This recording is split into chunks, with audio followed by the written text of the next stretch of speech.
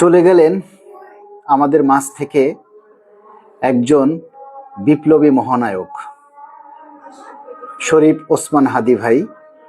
আমাদের লাখো কোটি মানুষকে কাঁদিয়ে পরপারে চলে গেলেন। এদেশের যারা বিপ্লবী কণ্ঠ, যারা প্রতিবাদী কণ্ঠ হয়ে ওঠে, তারাই চলে যায় অকালে। যারাই ন্যায়ের কথা বলে, যারাই সত্যের কথা বলে, যারাই মানুষের অধিকারের কথা বলে, তারাই তাদের এই জীবন যুদ্ধে তারাই হেরে যায়।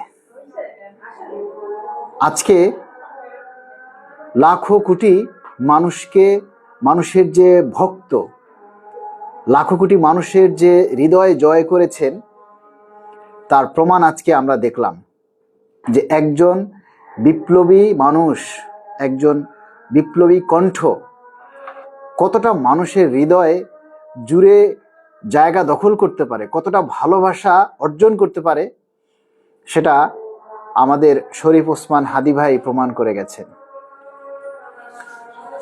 আপনারা আজকে অনেকেই জানেন যে আজকে 20 ডিসেম্বর দাবি আদায় ঐক্য পরিষদের পক্ষ থেকে আমাদের কর্মসূচি ঘোষণা করার কথা ছিল, কিন্তু পরিবেশ পরিস্থিতি এই অনাকাঙ্ক্ষিত ঘটনার জন্য আসলে কেউই আমরা প্রস্তুত ছিলাম না।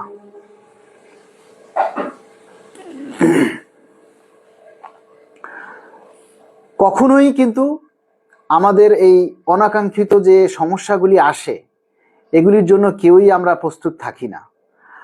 আজকে দাবি আদায় ঐক্য পরিষদের যে সংবাদ সম্মেলন অনুষ্ঠিত হয়েছে, সেখানে কর্মসূচির যে ঘোষণা সেটাকে বাদ দিয়ে আমরা হাদী ভাইয়ের উদ্দেশ্যে দোয়া মাহফিলের যে আয়োজন করেছি, সেখানে লুৎফর ভাই বলেছিলেন যে আমরা কর্মচারীরা আসলে আমাদের ভাগ্য খারাপ, আমাদের দুর্ভাগ্য। যখনই আমরা আমাদের এই দাবি বাস্তবায়ন করতে যাই, যখনই আমাদের এই অধিকারের কথাগুলি, আমাদের পে স্কেলের কথাগুলি আমরা গুছিয়ে আনি, তখনই একটা অনাকাঙ্ক্ষিত ঘটনা ঘটে।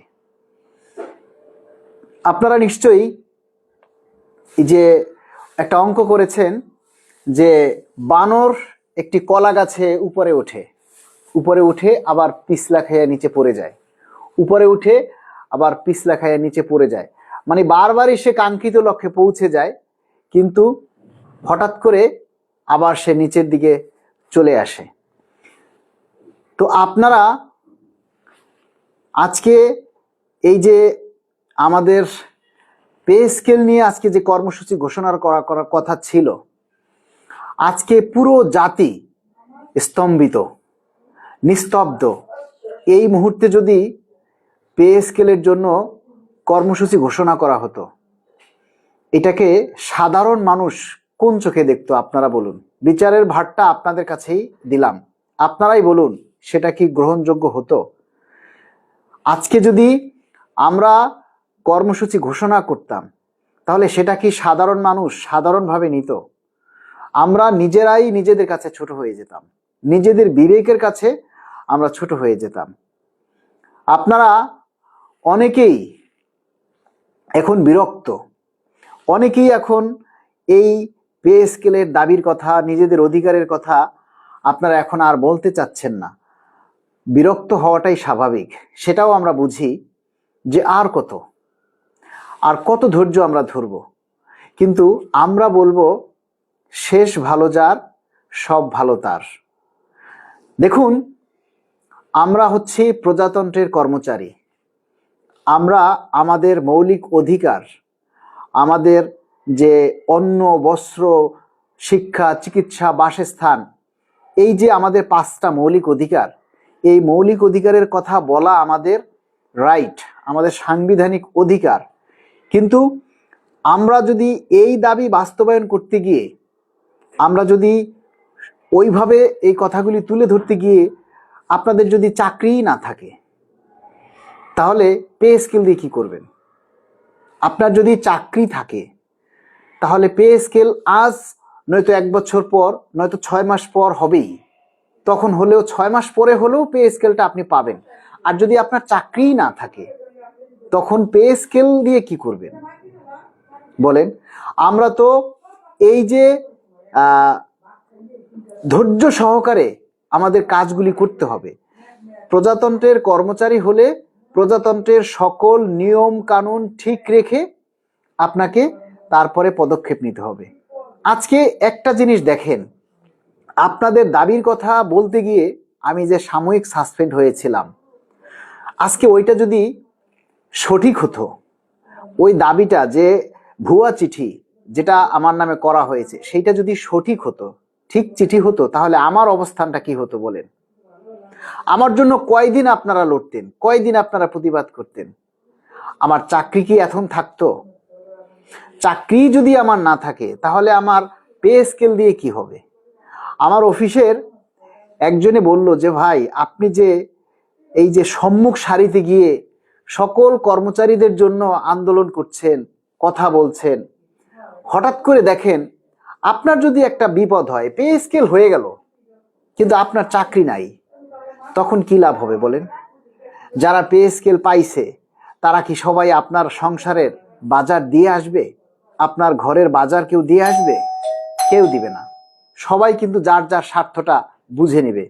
তাহলে সবাই যদি ঘরে বসে থাকতে পারে, আন্দোলন দিলে রাজপথে আসতে না পারে, তাহলে আপনার এত দায় কিসের?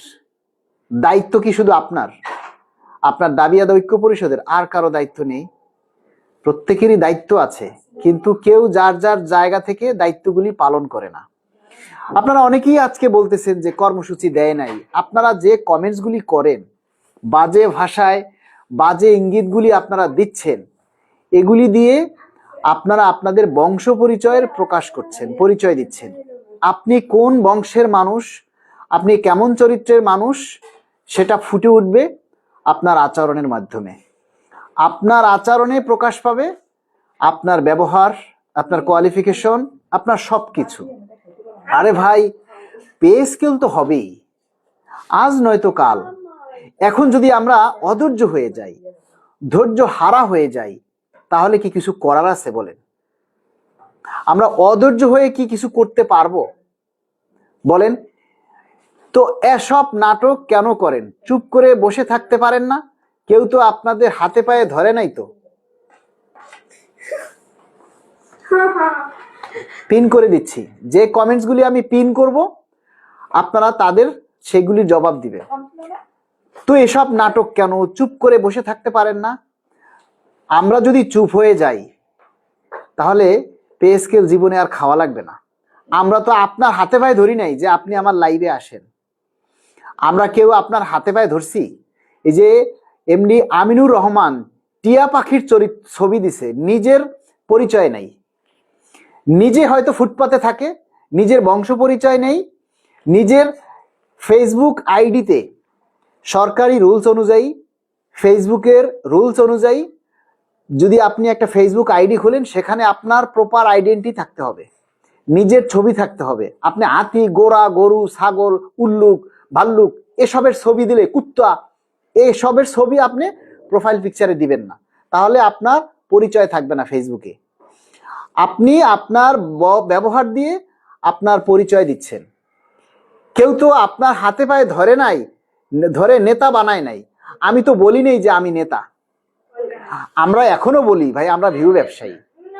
আমি ভাই ভিউ ব্যবসায়ী। যারা পে স্কেলের জন্য আন্দোলন করছে তারা সবাই ভিউ ব্যবসায়ী।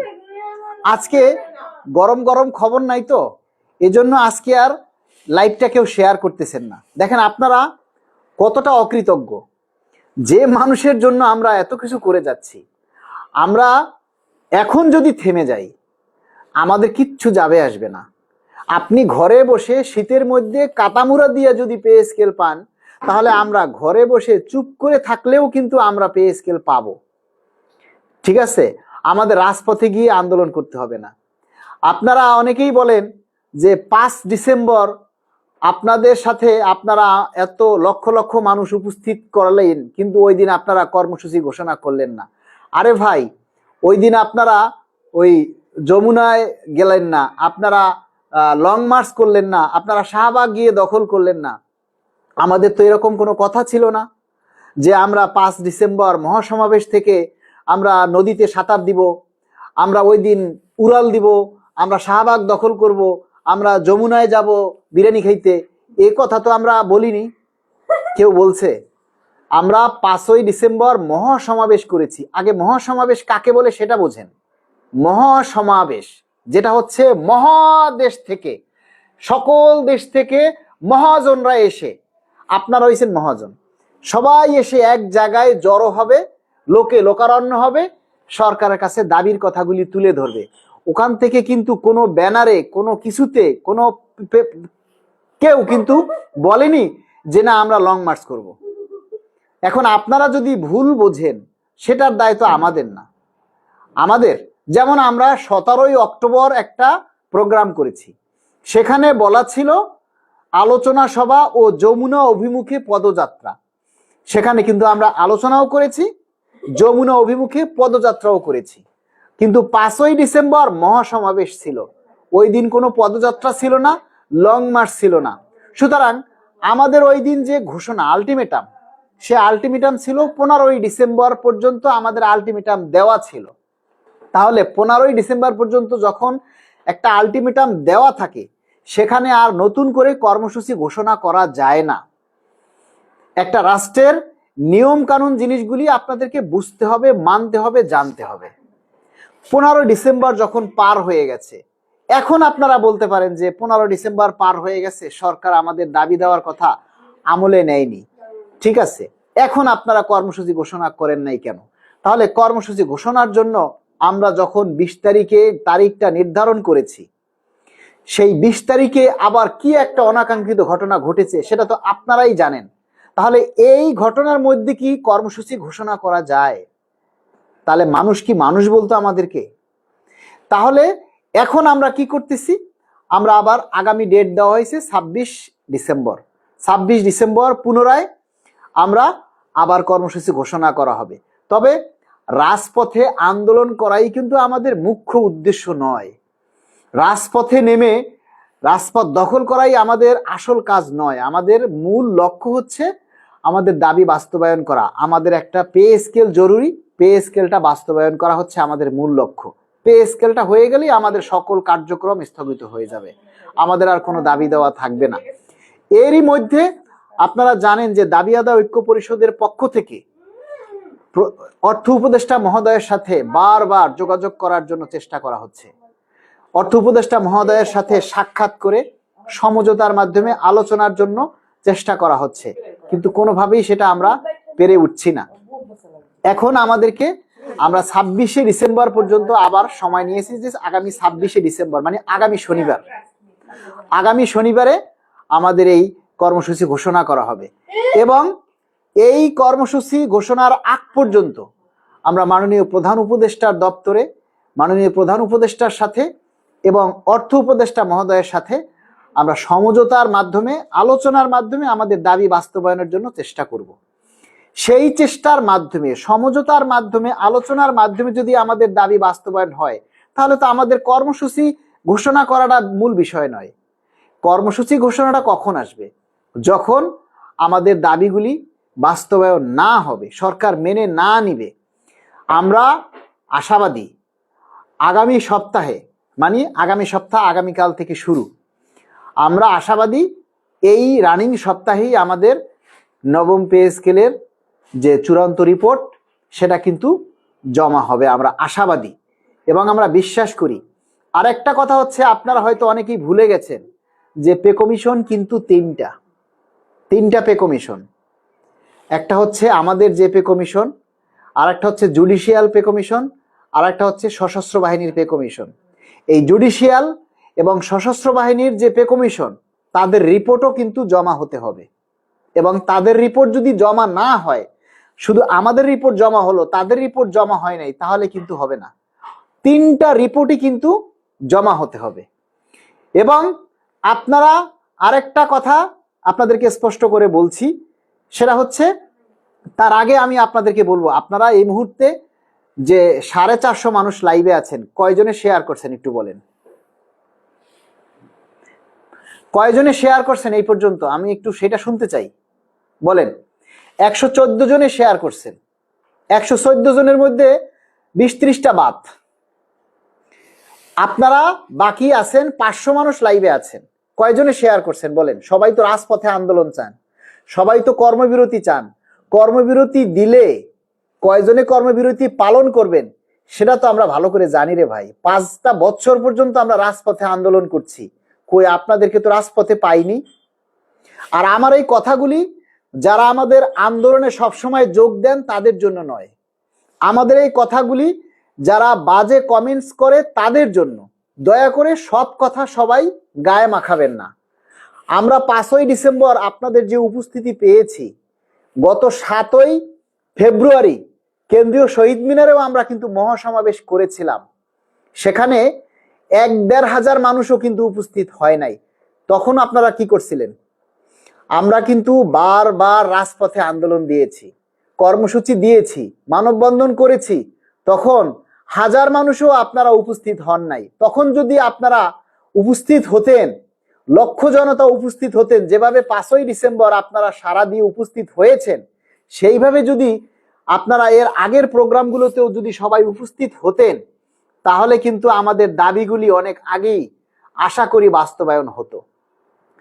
শেষে একটা কথা আছে, যে এর মানে হচ্ছে এই নয় যে আমাদের দাবি আদায় হবে না। একটা কথা সবসময় মনে রাখবেন, যে একটা হাতুড়ির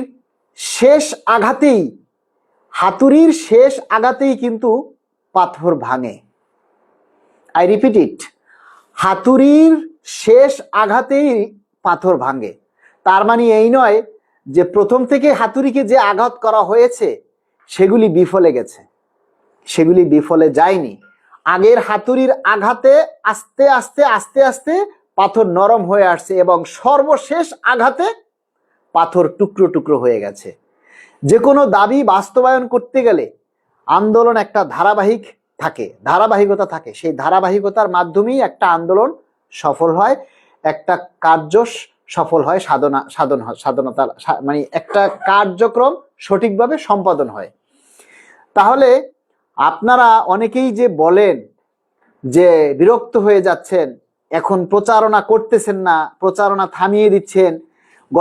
গত লাইভটা আমি করেছি, তখন 2600 মানুষ লাইভে এসেছেন, আর আজকে 500 জন মানুষ আপনারা লাইভে আছেন।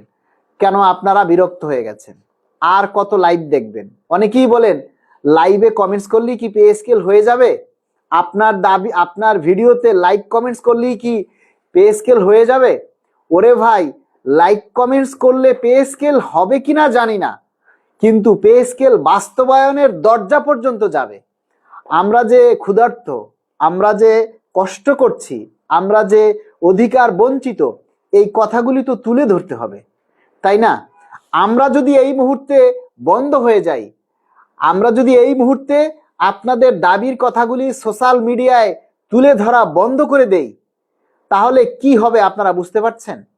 আপনারা যারা বিজ্ঞ লোক আছেন সবাই কিন্তু মূর্খ তা নয়, সবাই যে বোঝে না তা নয়, আপনারা অনেকেই অনেক কিছু বোঝেন। সরকারি চাকরি করে নিয়ম শৃঙ্খলার মধ্যে থেকে কতটুকু আন্দোলন করা যায় এটা আপনারা অনেকেই বোঝেন, কিন্তু না বুঝেও আমাদের উপরে চাপিয়ে দেন, তাই না? কেন কর্মসূচি দেয়া হয় নাই? কর্মসূচি দিলে আপনারা কয়জনে পালন করবেন বলেন? কর্মসূচি তো ঘোষণা হবে, কর্মসূচি ঘোষণা হওয়ার পর আপনারা কয়জনে পালন করবেন? এর আগেও কিন্তু আমরা কর্মসূচি দিয়েছি, বলেছি প্রতি জেলায় জেলায় বিক্ষোভ সমাবেশ করবেন, প্রতি জেলায় জেলায় বিক্ষোভ মিছিল করবেন। কয় জেলায় হয়েছে বলেন তো আপনারা? কয়টা জেলা থেকে সেই কর্মসূচি আপনারা পালন করছেন? আপনারা একটু বলেন, বলেন আপনারা কয়টা জেলা থেকে করছেন? এখন যদি কর্মবিরতি ঘোষণা করা হয়, কয়জনে আপনারা কর্মবিরতি পালন করবেন? ওটা আমরা বুঝি না? ওটা কি আমরা জানি না? 100 জনের মধ্যে 80 জনেও কর্মবিরতি পালন করবেন না আপনারা, কিন্তু কর্মবিরতি চান। কিন্তু আমরা যতটুকু জানি, আপনারা যারা কর্মবিরতি চাচ্ছেন মুষ্টিমেয় লোক আমাদের এই পেজে আপনারা লাইক কমেন্টস করেন, শেয়ার করেন, প্রচার করেন। অল্প সংখ্যক মানুষ, 1-1.5 মানুষ, বড়জোর 2000 মানুষ আমাদের এই কথাগুলি শোনেন।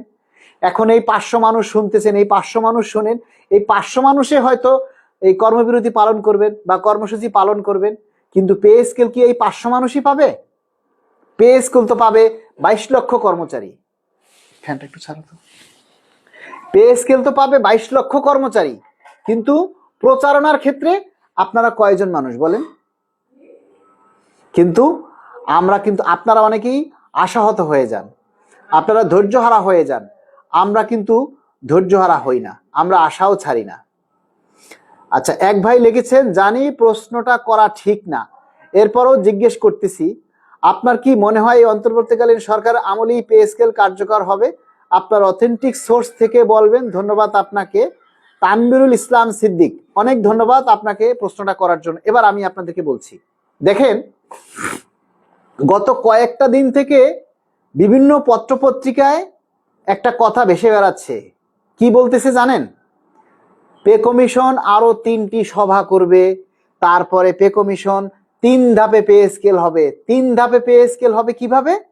সেটা হচ্ছে, প্রথম ধাপ হচ্ছে পে কমিশন রিপোর্ট দিবে সচিবদের কাছে, দ্বিতীয়ত সচিবরা যাচাই বাছাই করে সেই রিপোর্ট আবার সরকারের কাছে জমা দিবে, তৃতীয়ত সরকার আবার সেই রিপোর্ট যাচাই বাছাই করে পে স্কেলের গেজেট জারি করবে। এইরকম 3টা ধাপের কথা পেপার পত্রিকায় প্রচার করছে, পেপার পত্রিকায়, অনলাইন পত্রিকায় লিখতেছে, আরো 3টা সভা হবে, ইত্যাদি ইত্যাদি।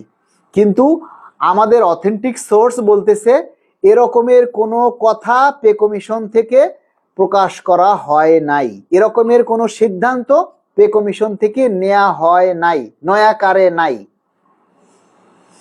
আমি পে কমিশনের একজন নির্ভরযোগ্য সচিব মহোদয়ের সাথে ফোনে কথা বলেছি সরাসরি। তিনি এই কথাগুলি শুনে হাসতেছেন, বলতেছে, মালেক, কোন কোন পত্রিকায় এই নিউজগুলি প্রকাশ করছে, আমার এই লিঙ্কগুলো দিও। আমি স্যারকে আমাদের সেই লিঙ্কগুলি দিয়েছি, বলে, স্যার দেখেন এই নিউজগুলি তারা প্রচার করছে।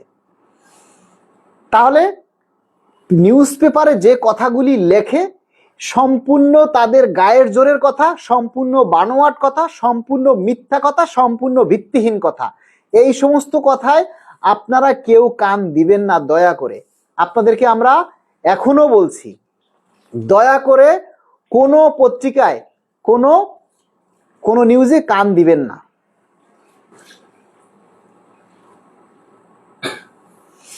যাই হোক, আমরা আপনাদেরকে বলবো, আপনারা আশাহত হবেন না ভাই। সরকারের উপরে আস্থা রাখতে হবে। আর সবচেয়ে বড় কথা, উপরে যিনি আছেন মহান আল্লাহ, তার উপরে ভরসা করতে হবে। আল্লাহ যেদিন হুকুম করবে গেজেট জারি করার জন্য, সেই দিনই গেজেট জারি হবে। এখন নিচে আমরা যত কিছুই করি, যে যাই বলি, তাতে কিচ্ছু যাবে আসবে না। আমাদের আল্লাহ মহান রব্বুল আলামিন যেদিন হুকুম করবে সেদিনই পে স্কেলের গেজেট জারি হবে। তবে আমাদের কাছে যে অথেন্টিক সোর্স বা অথেন্টিক নিউজ যেটা আছে, সেটা হচ্ছে আগামী সপ্তাহে পে কমিশনের রিপোর্ট জমা হবে। এবং এই অন্তর্বর্তীকালীন সরকারি নির্বাচনের আগে, নির্বাচন হচ্ছে 12ই ডিসেম্বর, 12ই ডিসেম্বর নির্বাচন। পুরো জানুয়ারি মাসটা কিন্তু আমাদের জন্য রয়েছে, পুরো জানুয়ারি মাসটা রয়েছে। জানুয়ারি মাসে হলেও কিন্তু এই সরকার গেজেট প্রকাশ করবে, এটা আমরা 100% আশাবাদী। কেননা সরকারের উপরে আমাদের সেই ভরসা এবং আস্থা আছে। আর সরকার পে স্কেল দেওয়ার জন্যই কিন্তু পে কমিশন গঠন করেছে। এমডি জিল্লুর রহমান মিলন লিখেছেন, কবরে গেলে হবে। কবরে গেলে আপনার পে স্কেল আমরা কবরে পাঠাইয়া দিব, কোনো সমস্যা নাই, ঠিক আছে? আপনি আগে মরেন, মরিয়া আত্মীয় স্বজনের বলে যায়েন যে না, আমরা পে স্কেল আপনার কবরে পাঠিয়ে দেব। আপনার যে মানে এরিয়া টেরিয়া যদি যা পান সব আপনার কবরে পাঠাই দেব। মানে আপনার নামে মিলাদ দিব। কবরে তো আর টাকা ঢুকাই দেওয়া যাবে না, আমরা আপনার নামে মিলাদ দিয়ে দিব। মানুষের কমেন্ট কবরে গেলে হবে।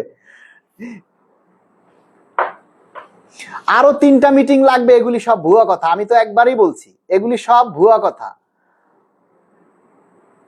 ভাই। 12ই ফেব্রুয়ারি ডিসেম্বরে না, 12ই ফেব্রুয়ারি নির্বাচন বলছি, 12ই ফেব্রুয়ারি নির্বাচন। এবং জানুয়ারি মাসটা কিন্তু পুরা রয়েছে। এবং অর্থ উপদেষ্টায় কিন্তু একটা কথা বলেছেন, অর্থ উপদেষ্টা মহোদয়, তিনি বলেছেন যে ফেব্রুয়ারিতে নির্বাচন। আমার মুখে এটা স্লিপ অফ টাং, ঠিক আছে? 12ই ফেব্রুয়ারি নির্বাচন হবে, তাহলে জানুয়ারি মাসটা কিন্তু আমাদের জন্য রয়েছে। জানুয়ারি মাসের যে কোনো সময়, ডিসেম্বরের মধ্যে যদি সম্ভব নাও হয়, তাও কিন্তু জানুয়ারি মাস হলেও এই সরকার গেজেট প্রকাশ করবে, এটা আমরা আশাবাদী। কেননা সরকার পে কমিশন গঠন করেছে পে স্কেল দেওয়ার জন্যই।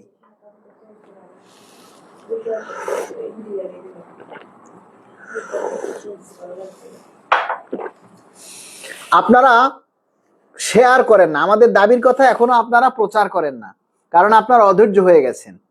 এত অধৈর্য হলে পে স্কেলের মতো একটা জিনিস এত সহজ না। একটা কথা আছে, বুঝছেন? আমরা যদি আপনাদের মতো হতে পারতাম, দয়া করে আমার কথাগুলি সবাই গায়ে নেবেন না, ঠিক আছে? একটা কথা আছে যে ফাটলো বোমা হাটের মাঝে, যার বোমা তার কানে বাজে। মানে কথাগুলি যাদের উদ্দেশ্যে বলছি তারাই গায়ে লাগাবেন, অন্য কেউ লাগাবেন না। যে কি কথা বলতে নেই ভুলে যাই। অধৈর্য হলে হবে না, ধৈর্য হারালে হবে না। পে স্কেলটা এত সহজ নয়, মুখে অনেক কিছু বলা যায়। It is easy to say মেলা কিছু, it is easy to say অনেক কিছু, মেলা কিছু বলা যায়, but difficult to do it. ইংলিশটা আছে না, it is easy to say but difficult to do it. এই ডিফিকাল্ট টু ডু, আরেকজন আছে পণ্ডিত। ডিফিকাল্ট টু ডু, তারপরে ইট মানে কি? যাও, বলছি it is easy to say মেলা কিছু, it is easy to say মেলা কিছু মানে মেলা কিছু বলা যায়। ইজি টু, আমি তো বাই ইংলিশ আর বাংলিশ মিলাইয়া বলতেছি, তুমি আর ভুল ধরতে আসছো কেন? আমার মেয়ে আবার ইংলিশে আমার বাংলিশ করতে আইছে, সে আবার ভুল ধরতে আসছে। বলছি যে it is easy to say মেলা কিছু, মেনি মেনি থিংস, অনেক কিছু বলা যায়, বাট ডিফিকাল্ট টু ডু, এটা করাটা কিন্তু খুব কঠিন, তাই না? অনেক কিছুই আমরা বলতে পারি, বাস্তবে করতে গেলে অনেক কঠিন। পে স্কেলটা পান্তা ভাতার 8 টাকা না মোয়া না যে আমরা বললাম আর হয়ে গেল, ঠিক আছে? তো যাই হোক, আমি মূর্খ মানুষ, তো অতটা শিক্ষিত না, পড়ালেখা খুব একটা জানি না, এই জন্য ভুলভাল কথা বলে ফেলি, ঠিক আছে? সঠিকটা হচ্ছে কি, it is easy to say but difficult to do, ঠিক আছে? হয় ডু ডু, এইটাই ডু, ওইটাই বলছি, যেটা শুনছেন ওইটাই বলছি। হ্যাঁ, এটা কি জিনিসটা কি?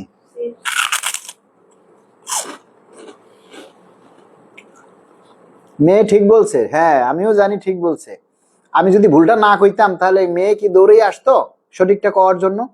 তো মেয়ে সঠিকটা জানে কিনা সেটা আমাকে প্রমাণ করতে হবে না, বুঝতে হবে না? এই জন্য ভুলটা বলে মেয়ের কাছ থেকে সঠিকটা জেনে নিছি। আমি বুঝাইলাম যে মেয়ে সঠিকটা জানে কিনা, এটাই আমি বুঝলাম আর কি। মানে আমি বুঝলাম যে তুমি সঠিকটা জানো, এটা বলার জন্যই, এটা দেখার জন্যই আমি ভুলটা বলছি।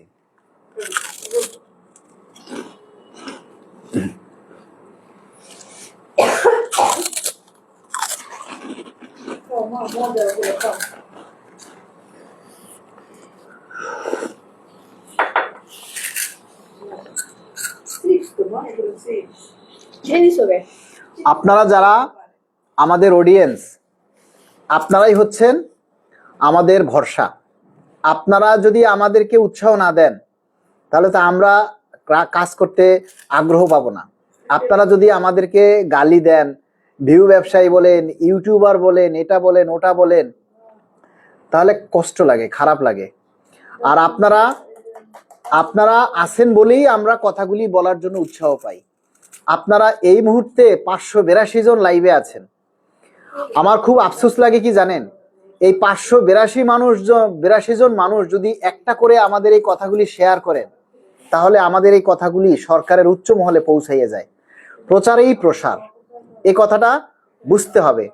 আপনারা দেখেন, আমি মাঝে মধ্যে আপনাদের সাথে রাগ করি, মাঝে মধ্যেই বলি যে না আপনার আর এই দাবি নিয়ে কথা বলবো না, আর আসবো না, লাইভ করবো না, এটা বলি ওটা বলি, কিন্তু আপনাদেরকে ভুলে থাকতে পারি না। আপনারা সবাই খারাপ না, আপনারা অনেকেই আছেন, মেজরিটি পার্সনই আপনারা ভালো মানুষ, আমাদেরকে সাপোর্ট করেন।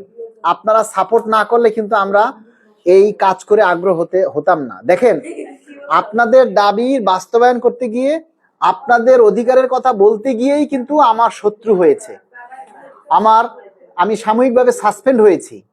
তখন আপনারা প্রতিবাদ করেছেন, আমি সেখানে কিন্তু স্যাটিসফাইড হয়েছি যে না, আপনারা আমার জন্য আছেন, আপনারা ছিলেন, আপনারা প্রতিবাদ করেছেন বলেই দ্রুত আমার সাসপেনশনটা উড্ড হয়েছে, আমার সেই ষড়যন্ত্রের জাল ছিন্ন হয়েছে, মিথ্যা প্রমাণিত হয়েছে।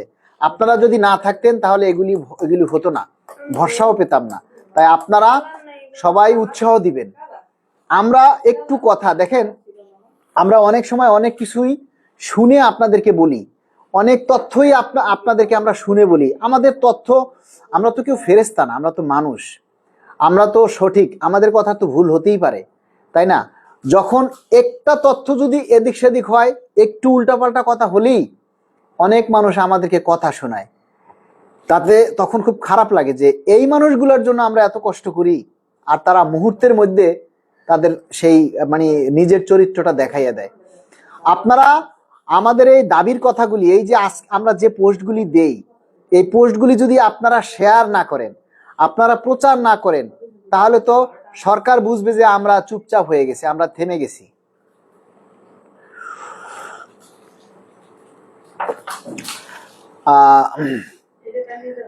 তানবিরুল ইসলাম ভাই লিখেছেন, জি ভাই, আমার প্রশ্নের উত্তর পেয়েছি, দোয়া করি আল্লাহ আপনাকে নেক হায়াত দান করুক, আমিন।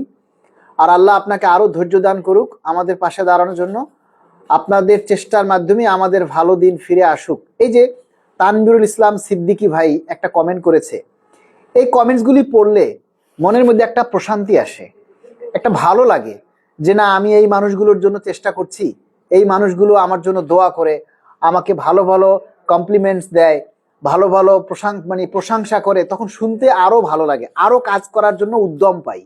কিন্তু যখন আমাদেরকে বিভিন্নভাবে হ্যারাসমেন্ট করে, গালিগালাজ করেন, ভিউ ব্যবসায়ী বলেন, এটার বলেন ওটা বলেন, তখন মনটা ছোট হয়ে যায়, এই আর কি, আর কিছুই না। তবে আমাদের এই জিনিসগুলি যদি ভিউই না হয় তাহলে লাভ কি এটা করে? আমাদের দাবির কথা তো কোনো নিউজ পত্রিকায় প্রচার করবে না, কোনো মিডিয়ায় প্রচার করবে না, করেও নাই আজ পর্যন্ত। আমাদের কোনো দাবির কথা নিউজ পেপারে যাই বলেছে আমাদের উল্টাটা বলেছে। পে কমিশন যেটা বলে নাই নিউজ পেপারে সেটা বলেছে, পে কমিশনে যেটা করতে বলে নিউজ পেপার সেটা বলে না, সব সময় তারা উল্টাপাল্টা বলে। এটাই হয়ে আসছে, কোনো মিডিয়া, কোনো নিউজ পেপার আমাদের দুঃখ দুর্দশার কথা তুলে ধরেনি এই পর্যন্ত।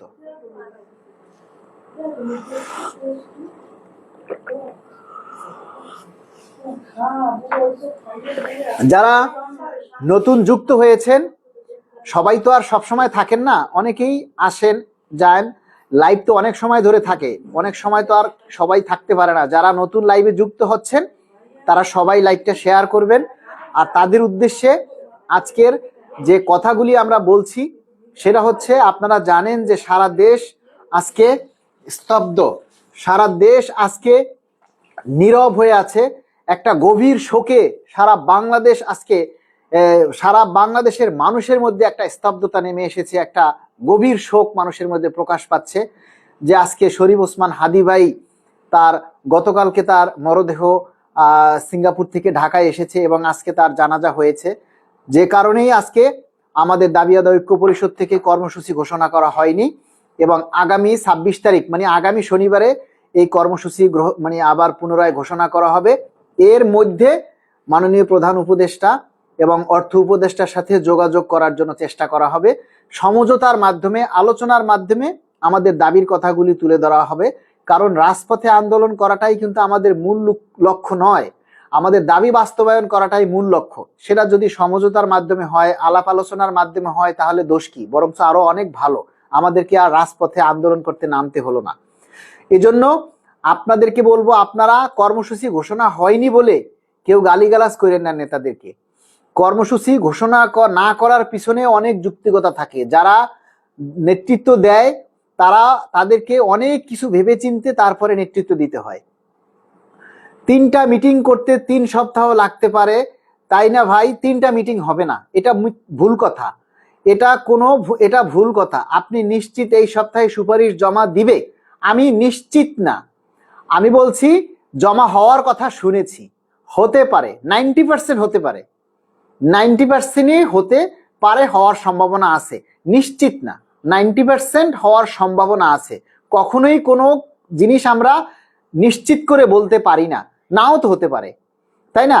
এখন যখন আমরা বলি তখন আপনারা মানে সেটাকে 100% সিউরিটি চান। 100% সিউরিটি তো আমরা দিতে পারতেছি না, পারবো না। আমরা আশা করি জমা হবে, এটাই হচ্ছে মূল কথা। গোলাম মুক্তাদির বলছেন 3টা মিটিং করতে, 3টা মিটিং হবে না, এটা পে কমিশন থেকে এরকমের কোনো তথ্য দেয়নি, এটা ভুল কথা। পে স্কেলের খবরের আশায় মোবাইল ফোনের স্ক্রিনে তাকিয়ে থাকতে থাকতে চোখে সমস্যা হয়ে গেছে।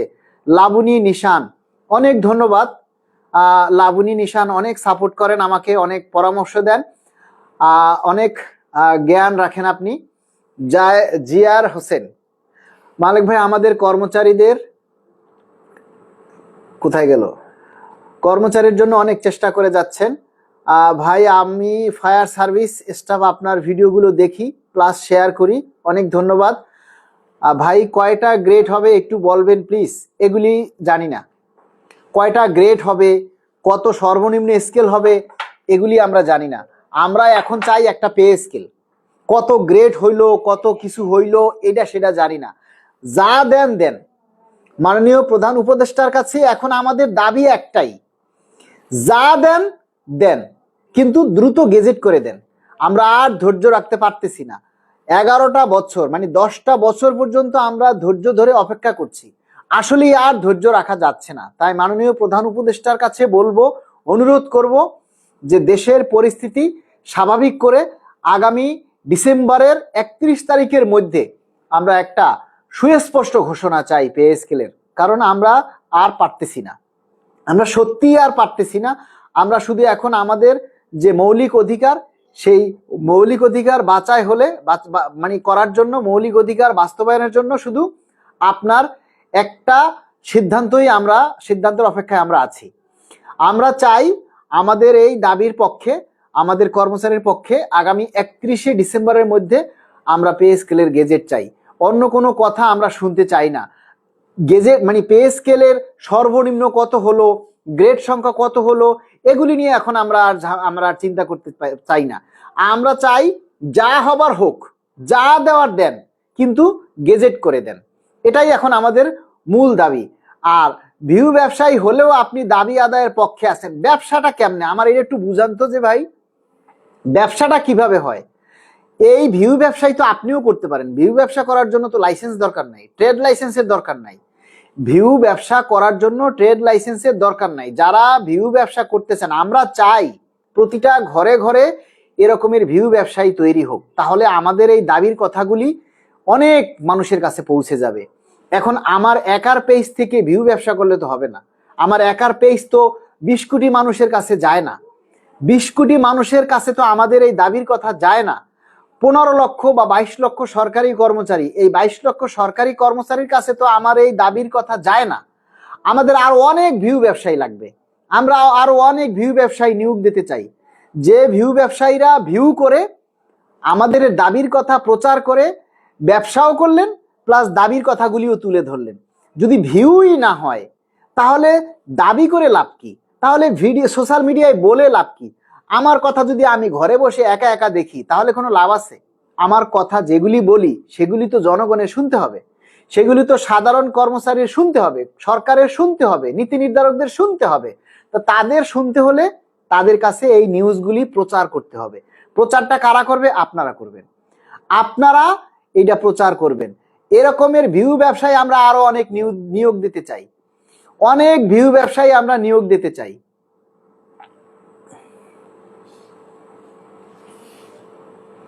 বিভিন্ন পত্র পত্রিকায় আগামী জানুয়ারি মাসের প্রথম অথবা দ্বিতীয় সপ্তাহে পে স্কেল জমা দেওয়ার কথা বলেছেন।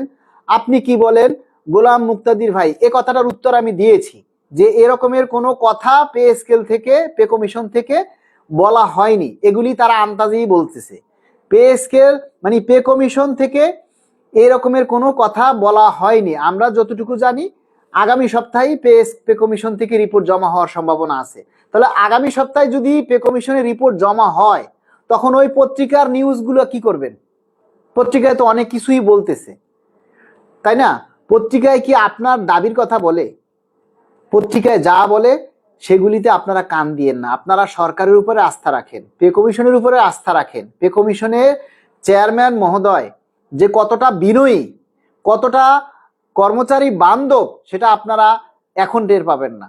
সেটা আপনারা বুঝবেন পে কমিশনের রিপোর্ট জমা দেওয়ার পরে। আপনারা এখন সেটি বুঝবেন না, আর সেটি আপনাদের সামনে বলতেও চাই না।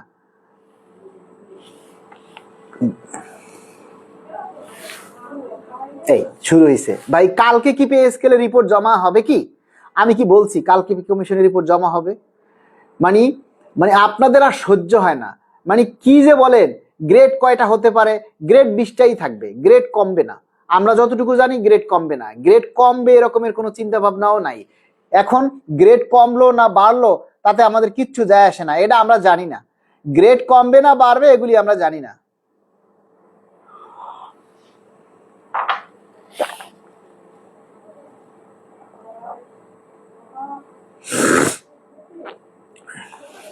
মূল কথাগুলি বলা হয়ে গেছে।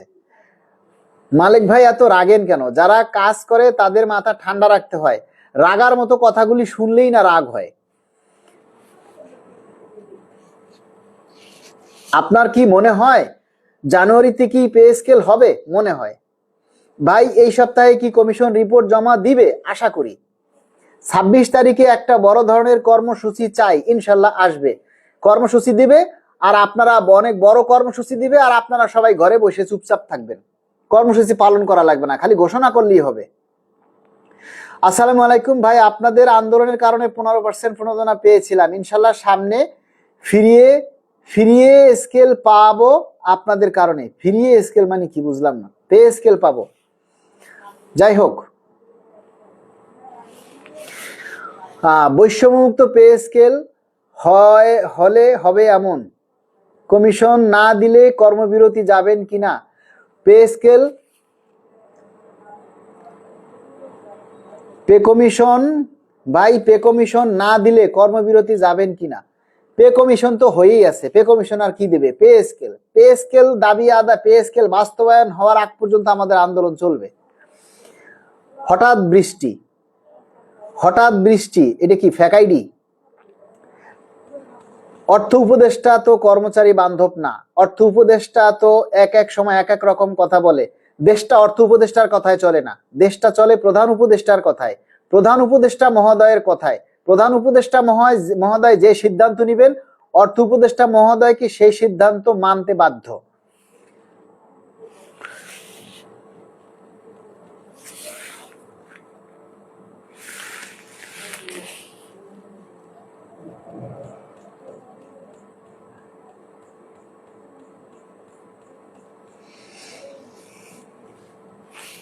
আপনারা এতগুলি মানুষ মানে দেখছেন, কিন্তু কেউ কমেন্ট মানে ইয়া করতেছেন না, কেউ লাইভটা শেয়ার করতেছেন না।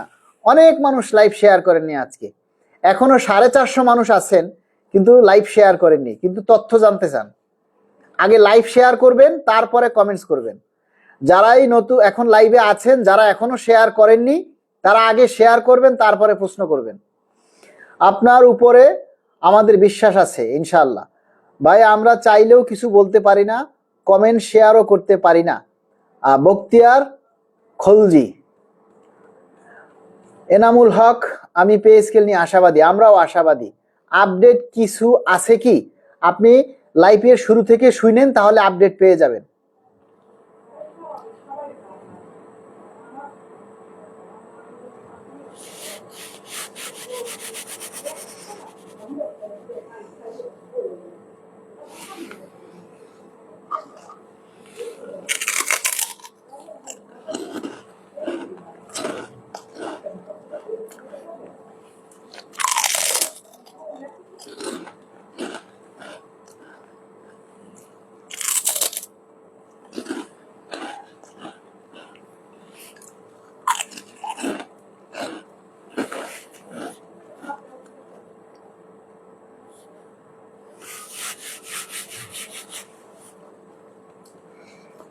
মনিরুল ইসলাম ভাই, আমি শেয়ার করেছি, লাইভ শেয়ার করা হয়েছে, অনেক ধন্যবাদ। মনিরুল ইসলাম জুয়েল ভাই, আমাদের উচিত সকল অফিস বন্ধ করা। যদি কোনো কার্যক্রম না হয় আমরা কোনো অফিস চালাবো না। সরকার আমাদেরকে দিয়ে তালবাহানা করতেছে, তাদের তো টাকার অভাব নাই। আপনি পারবেন সব অফিস বন্ধ করতে? বলেন। মনিরুল ইসলাম জুয়েল, আপনি কোন অফিসে আছেন বলেন তো? আপনার অফিসে কতজন স্টাফ আছে, কতজন কর্মচারী আছে আপনার অফিসে? আপনি কোথায় আছেন, কোন অফিসে আছেন? একটু কমেন্টস করে জানান আপনি কোন অফিসে আছেন, কতজন স্টাফ আছে।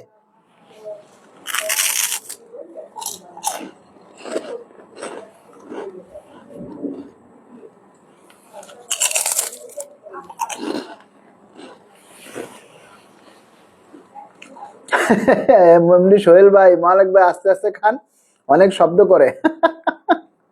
এটা চিপস, ভাজা চিপস।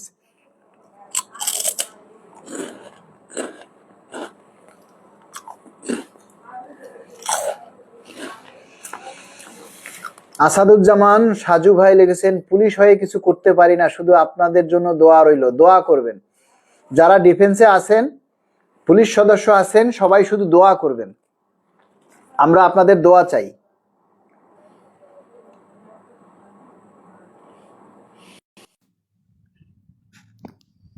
শফিকুল ইসলাম বলেছেন, পরিবেশ পরিস্থিতি বুঝে শুনে সামনে কর্মসূচি দিতে হবে ইনশাআল্লাহ। এই তো একটা অনেক সুন্দর একটা কথা বলেছেন। আসসালামু আলাইকুম ভাই, আমি জাকির আফরাদ বলছিলাম, বিজিবি সদস্য। কেমন আছেন মালিক ভাই? আছি আলহামদুলিল্লাহ। কোথায় আছেন? আমি আছি ভাই সিলেট সেক্টর, সিলেট আছে সীমান্তবর্তী এলাকা আছে এখন বর্তমানে। আচ্ছা আচ্ছা, জি বলেন, আপনাদের দুঃখের কষ্টের কথাগুলো একটু শুনি। আপনার ভিডিও তো আমি কন্টিনিউ দেখি, কমেন্ট করি প্রায় সব ভিডিওতে আর কি, কিন্তু আপনি আমাদের জন্য, সবার জন্য বিশেষ করে যতটুকু করছেন, আরো 10-20 জন যদি এতটুকু করতো ইনশাল্লাহ অনেক কিছু হয়ে যেত এতদিনে, কিন্তু অনেকে করে না, দেখে। এই যে দেখেন লাইভে আসে, এই যে লাইভ করতেছি, লাইভে এখনো দেখেন 400-র উপরে মানুষ আছে। হ্যাঁ, কতজনে শেয়ার করছে বলেন? দেখেন এখনো বিশেষ করে মানুষ আমাদের শেয়ার টু করতে, যারা আছি ভাই, আমরা কিন্তু শেয়ারটা পর্যন্ত করে না। হ্যাঁ হ্যাঁ, আমরা কিন্তু ভাই ইতস্তত থাকা সত্ত্বেও পারি না অনেক কিছু করতে, অনেক প্রতিবাদ নিতে বা বুঝে নিত, ডিফেন্সে আছি। কিন্তু আমাদের কষ্টটা আসলে যারা প্র্যাকটিক্যালে আছে, দেখে, করে, তারা বুঝে, আর কেউ কিন্তু দূর থেকে বুঝে না। বিশেষ করে এই যে আমাদের চাকরি মনে করেন 12 বছর হয়ে গেছে, 12 বছরে মনে করেন বুঝেন এই অবস্থা খারাপ। 12 বছরে তো পরিবার বাড়তেছে, খরচ বাড়তেছে, কিন্তু সরকার তো সেই অনুপাতে বেসিক বা বেতন কোনোটাই দিচ্ছে না। জি, এখন দেখেন আমরা তো জানি যারা ডিফেন্সে চাকরি করে তারা সবাই একটা নিয়মের মধ্যে চলে। তারা হুম হুম। না পারে আন্দোলন করতে, না পারে অন্যভাবে নিজের অধিকারের কথা বলতে। আমরা তাদের কথাগুলি আমরা তুলে ধরার চেষ্টা করি, কিন্তু আমরা চাই যারা ডিফেন্সে আছে, পুলিশ, আর্মি, র্যাব, বিজিবি সদস্য, নৌবাহিনী, বিমান বাহিনী, সকল সদস্যের প্রতি আমাদের শ্রদ্ধা, ভালোবাসা, কারণ তারা দেশ রক্ষায় কাজ করে, দেশের নিরাপত্তার জন্য দিনরাত পরিশ্রম করে। কিন্তু সেই অনুযায়ী হ্যাঁ ভাই। বাংলাদেশে যারা ডিফেন্সে চাকরি করে, বাংলাদেশে যারা ডিফেন্সে চাকরি করে তারা যে পরিমাণ সেবা দেয় সেই অনুযায়ী তারা পারিশ্রমিক পায় না। এটা আমাদের স্বীকার করতে হবে, কারণ আর আমরা একটা কথা, অনেক মনে করেন আরামে আপনি অফিস করি, শুনেন আমরা ভাই, অনেক যারা আরামে অফিস ইয়াতে করি, আছে, বড় আমরা ভাই, চেয়ারে বসে আরামে হ্যাঁ অফিস করি, কিন্তু একজন পুলিশ সদস্য, বিজিবি সদস্য বা অন্য যারাই বলেন, তারা রাস্তায় রোদে পুড়ে বৃষ্টিতে ভিজে তারপরে তাদেরকে কাজ করতে হয়। আমরা যখন রাতে ঘুমাই তখন তাদেরকে রাস্তায় পাহারা দিতে হয়। তা এই যে একটা সেবা ডিফেন্সের মানুষ আমাদেরকে দিচ্ছে, এটার মূল্য তো আমরা কোনোদিন দিতে পারবো না। না, কিন্তু যারা ভাই তাদেরও তো প্রাইভেটে জব পরিবার করে আছে, মনে করেন, তাদেরও তো তাদেরও তো শখ আহ্লাদ, তাদের পরিবারের, তারপরে তাদের স্ত্রী সন্তান আছে, তাদেরও তো শখ আহ্লাদ আছে যেগুলি তারা পূরণ করতে পারে না, এটা আমরা জানি ভাই। ভাই সবাই তো বুঝেন আসলে, আপনি অবশ্যই বিস্তারিত বুঝেন, অনেকে আসলে বুঝে না দূর থেকে।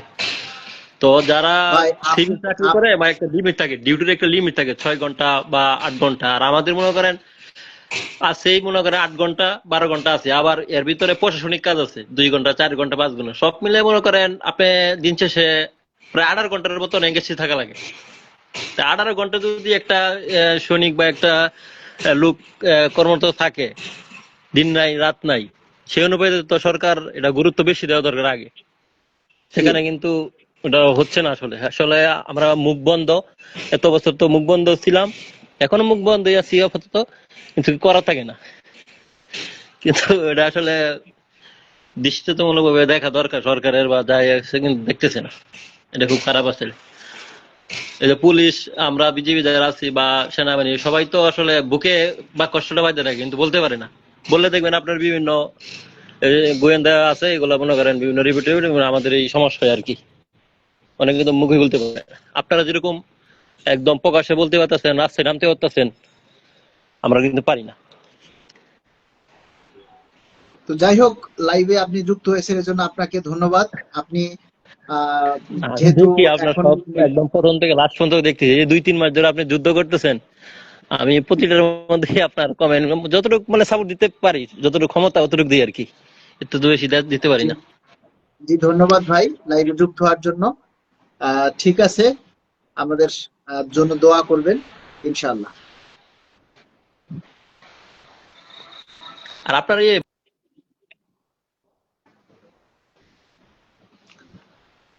আমাদের সাথে একজন বিজিবি সদস্য লাইভে যুক্ত হয়েছিলেন। আমি ইচ্ছা করেই ওনাকে একটু করে আড়ালে নিয়ে গেছি, যাতে ওনার কোনো সমস্যা না হয়, যেহেতু উনি ড্রেস পরা আছেন। তো যাই হোক, আমরা যে বেতন পাই তাতে সংসার চলে না। মনিরুল ইসলাম জুয়েল ভাই লিখেছেন, আমরা যে বেতন পাই তাতে সংসার চলে না। এই মাসে আমার কাছে এখন আর কোনো টাকা নাই, বলেন কিভাবে চলি? ডিফেন্সে জব করে কারো কাছে হাতও পাতা যায় না, খুব কষ্টে আছি। আমাদের অফিসার এটা বুঝে না ভাই।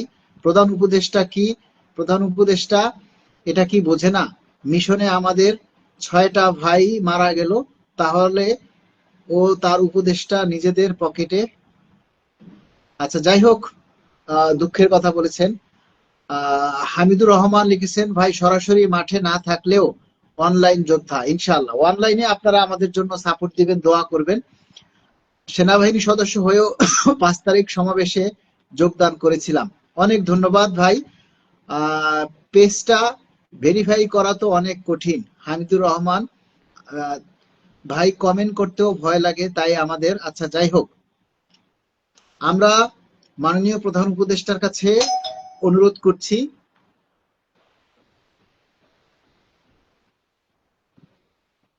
এই তাসিন,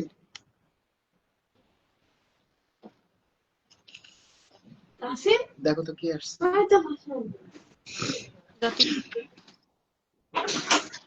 আসসালামু আসসালামু আলাইকুম। আলাইকুম। জি ওয়ালাইকুম সালাম। ভাই কে যুক্ত হয়েছেন?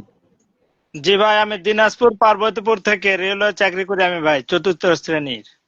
জি বলেন, কেমন আমি আছেন? একজন, জি আলহামদুলিল্লাহ ভালো আছি, আপনি ভালো আছেন? আসলে ভাই আমি একজন ৪র্থ শ্রেণীর কর্মচারী, আমি বাংলাদেশ রেলওয়েতে আছি, ডিজেল লোকোমোটিভ কারখানায়।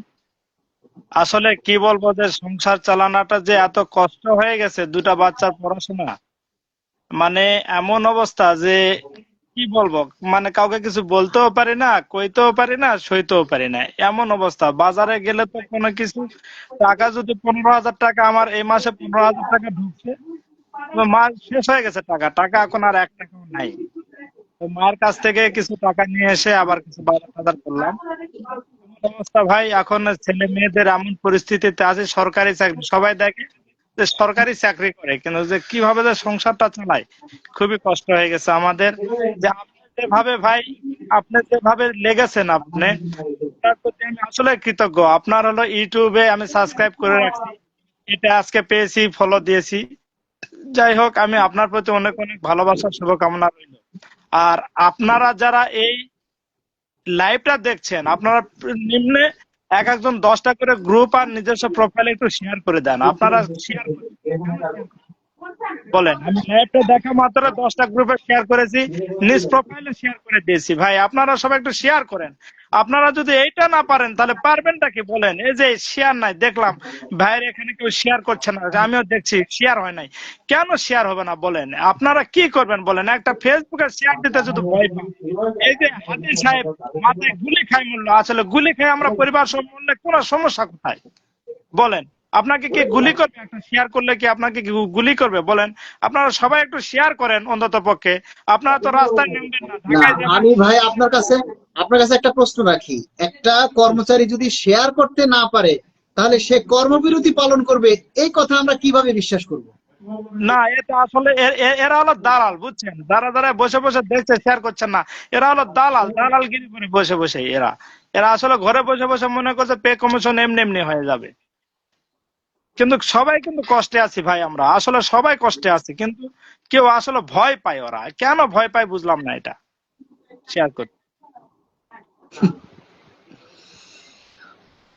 জি ভাই, প্রতিটা আপনাকে মানুষ যে কতটা কষ্টে আছে, এটা আমরা যদি প্রতিটা মানুষের কথাগুলি তুলে ধরতে পারতাম, প্রতিটা মানুষের যে অন্তরে লুকিয়ে থাকা একটা ব্যথা, সেটা যদি কেউ প্রকাশ করতে পারতো, তাহলে দেখতো যে মানুষ আসলে কতটা কষ্টে আছে।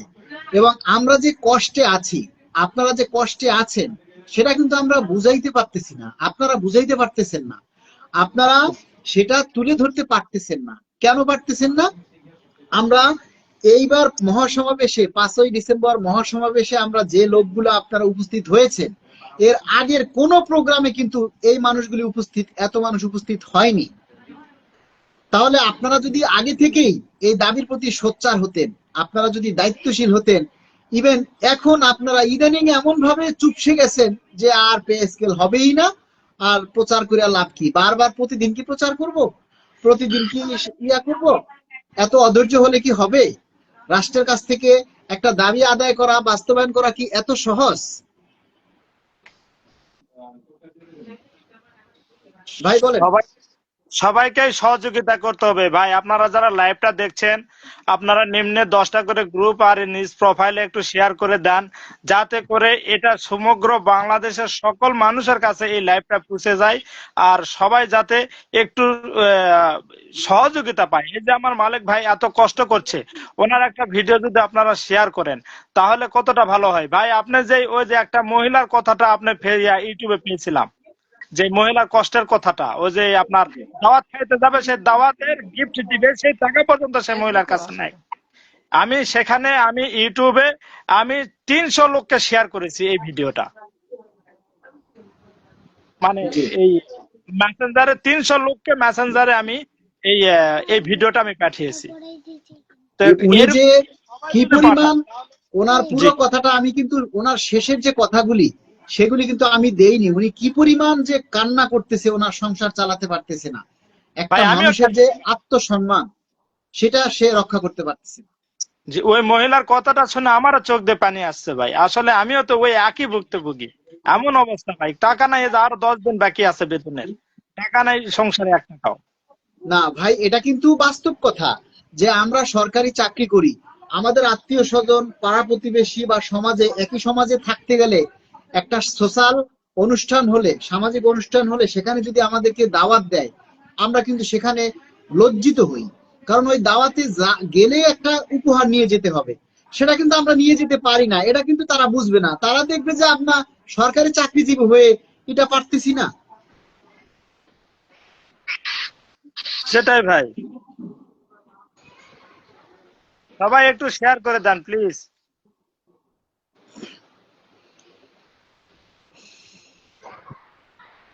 তো ধন্যবাদ ভাই মালিক ভাই, আসলে হ্যাঁ, আপনি এগিয়ে যান ইনশাল্লাহ।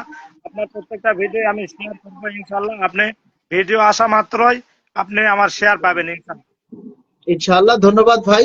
আর আমিও যেহেতু রেলওয়েতে আছি, আপনি রেলওয়েতে আছেন, সবসময় দোয়া করবেন যাতে আমাদের মনোবাসনা, সকলের মনোবাসনা যাতে পূরণ হয়, আমরাও চেষ্টা করি।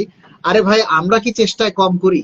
আমরা কি চেষ্টায় ত্রুটি রাখতেছি? আমরা কোনোভাবেই চেষ্টায় ত্রুটি রাখতেছি না, কিন্তু চাইলেই তো আমরা সবকিছু করতে পারি না। একজন মানে সাধারণ মানুষ সরকারের সাথে যে কাজটা করতে পারে, আমরা সরকারি লোক হয়ে সেই কাজটা আমরা করতে পারি না। আমাদের সেই কাজটা করতে গেলে অনেক দিক চিন্তা করতে হবে, অনেক নিয়ম কানুন, আশেপাশে পরিবেশ পরিস্থিতি বিবেচনা করে তারপরে আমাদেরকে সেই কাজগুলি করতে হয়। সাধারণ মানুষ যে কাজগুলি করতে পারে আমরা সেটা পারি না, এটা মনে রাখতে হবে। জি ভাই, আপনার রেলওয়ে ধন্যবাদ কোন, ভাই। আমি রেলওয়ে হসপিটালে আছি ভাইয়া, রেলওয়ে ঢাকায়। ঢাকা, ঢাকায়? জি, জি, জি।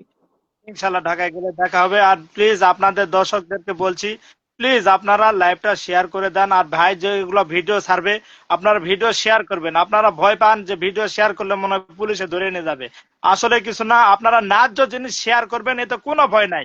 আমি জেল খাটতেও রাজি আছি যে পে কমিশনের প্রত্যেকটা ভিডিও আমি শেয়ার করব। আমি যদি পুলিশ যদি আমাকে নিয়ে যায় জেল হাজতেও ভরে, তাতেও আমি হাসি মুখে মেনে নিব, তাও সবাই পে স্কেল পাক। এটা হলো আমার দাবি, আপনাদের সবার দাবি, প্রাণের দাবি। আপনারা সবাই আমার এই ভাইয়ের প্রত্যেকটা ভিডিও ইউটিউবে পান, ফেসবুকে পান, আপনারা একটু শেয়ার করে দিবেন। তাতে করে আপনাদের এইগুলা প্রশাসনের নজরে যাবে, আপনার হলো অন্তর্বর্তীকালীন সরকারের নজরে আসবে। আপনারা একটু শেয়ার করলে সবার নজরে যাবে। আপনারা সবাই একটু শেয়ার করবেন প্রত্যেকটা ভিডিও। আমার এই মালিক ভাইয়ের ভিডিওটা অন্তত পক্ষে শেয়ার করবেন, কারণ মালিক ভাইয়ের প্রত্যেকটা বক্তব্য গঠনমূলক। আপনারা সবাই শেয়ার করবেন। এই বলে আমি লাইভ থেকে এখানে আসছি। কেউ যদি কলে আসতে চান তাহলে মালিক ভাইয়ের সঙ্গে কথা বলুন, আমি লাইভ থেকে নেমে যাচ্ছি। ধন্যবাদ ভাই। অনেক ধন্যবাদ ভাই, অনেক ধন্যবাদ। আপনার এমনি নাসিম সরকার, আপনি রিকোয়েস্ট দিন আমাকে, আমি কলে নিচ্ছি আপনাকে। আর তার আগে আপনি লাইভটা শেয়ার করেন। আপনি লাইভটা এখনো শেয়ার করেননি, যার কারণে আমি আপনাকে পাচ্ছি না। আপনাকে লাইভটা আগে শেয়ার করতে হবে। যারা লাইভে যুক্ত হতে চান আপনারা যুক্ত হতে পারেন। লাইভে যারা যুক্ত হতে চান আপনারা যুক্ত হতে পারেন। রানী আক্তার, পে স্কেল হলে সকল সরকারি চাকরিজীবীরা ভালোভাবে খেয়ে পরে বেঁচে থাকতে পারবে ইনশাআল্লাহ।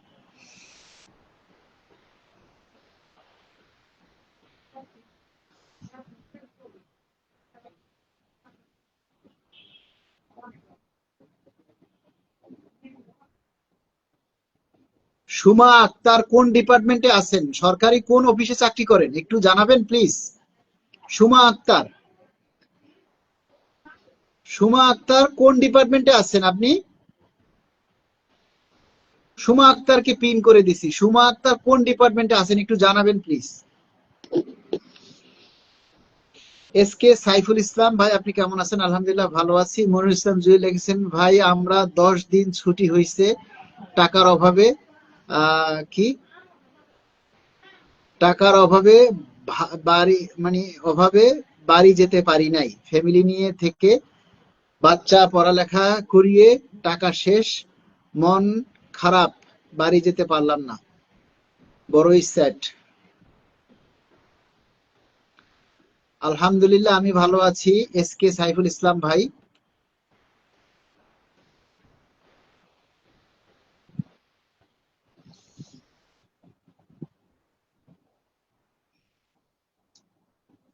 আপনারা যারা লাইভে যুক্ত হয়ে কথা বলতে চান, আপনারা আমাকে ইনভাইট দিন, আমি অ্যাকসেপ্ট করে নিচ্ছি।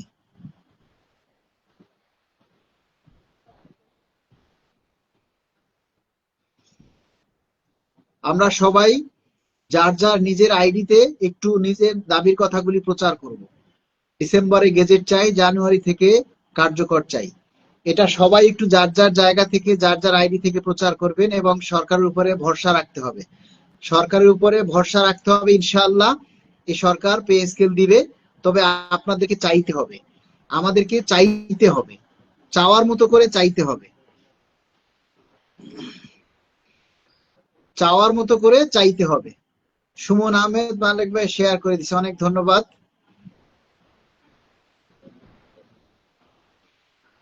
মাঝে মধ্যে না লাইভে যুক্ত হয় না, বুঝতে পারতেছি না।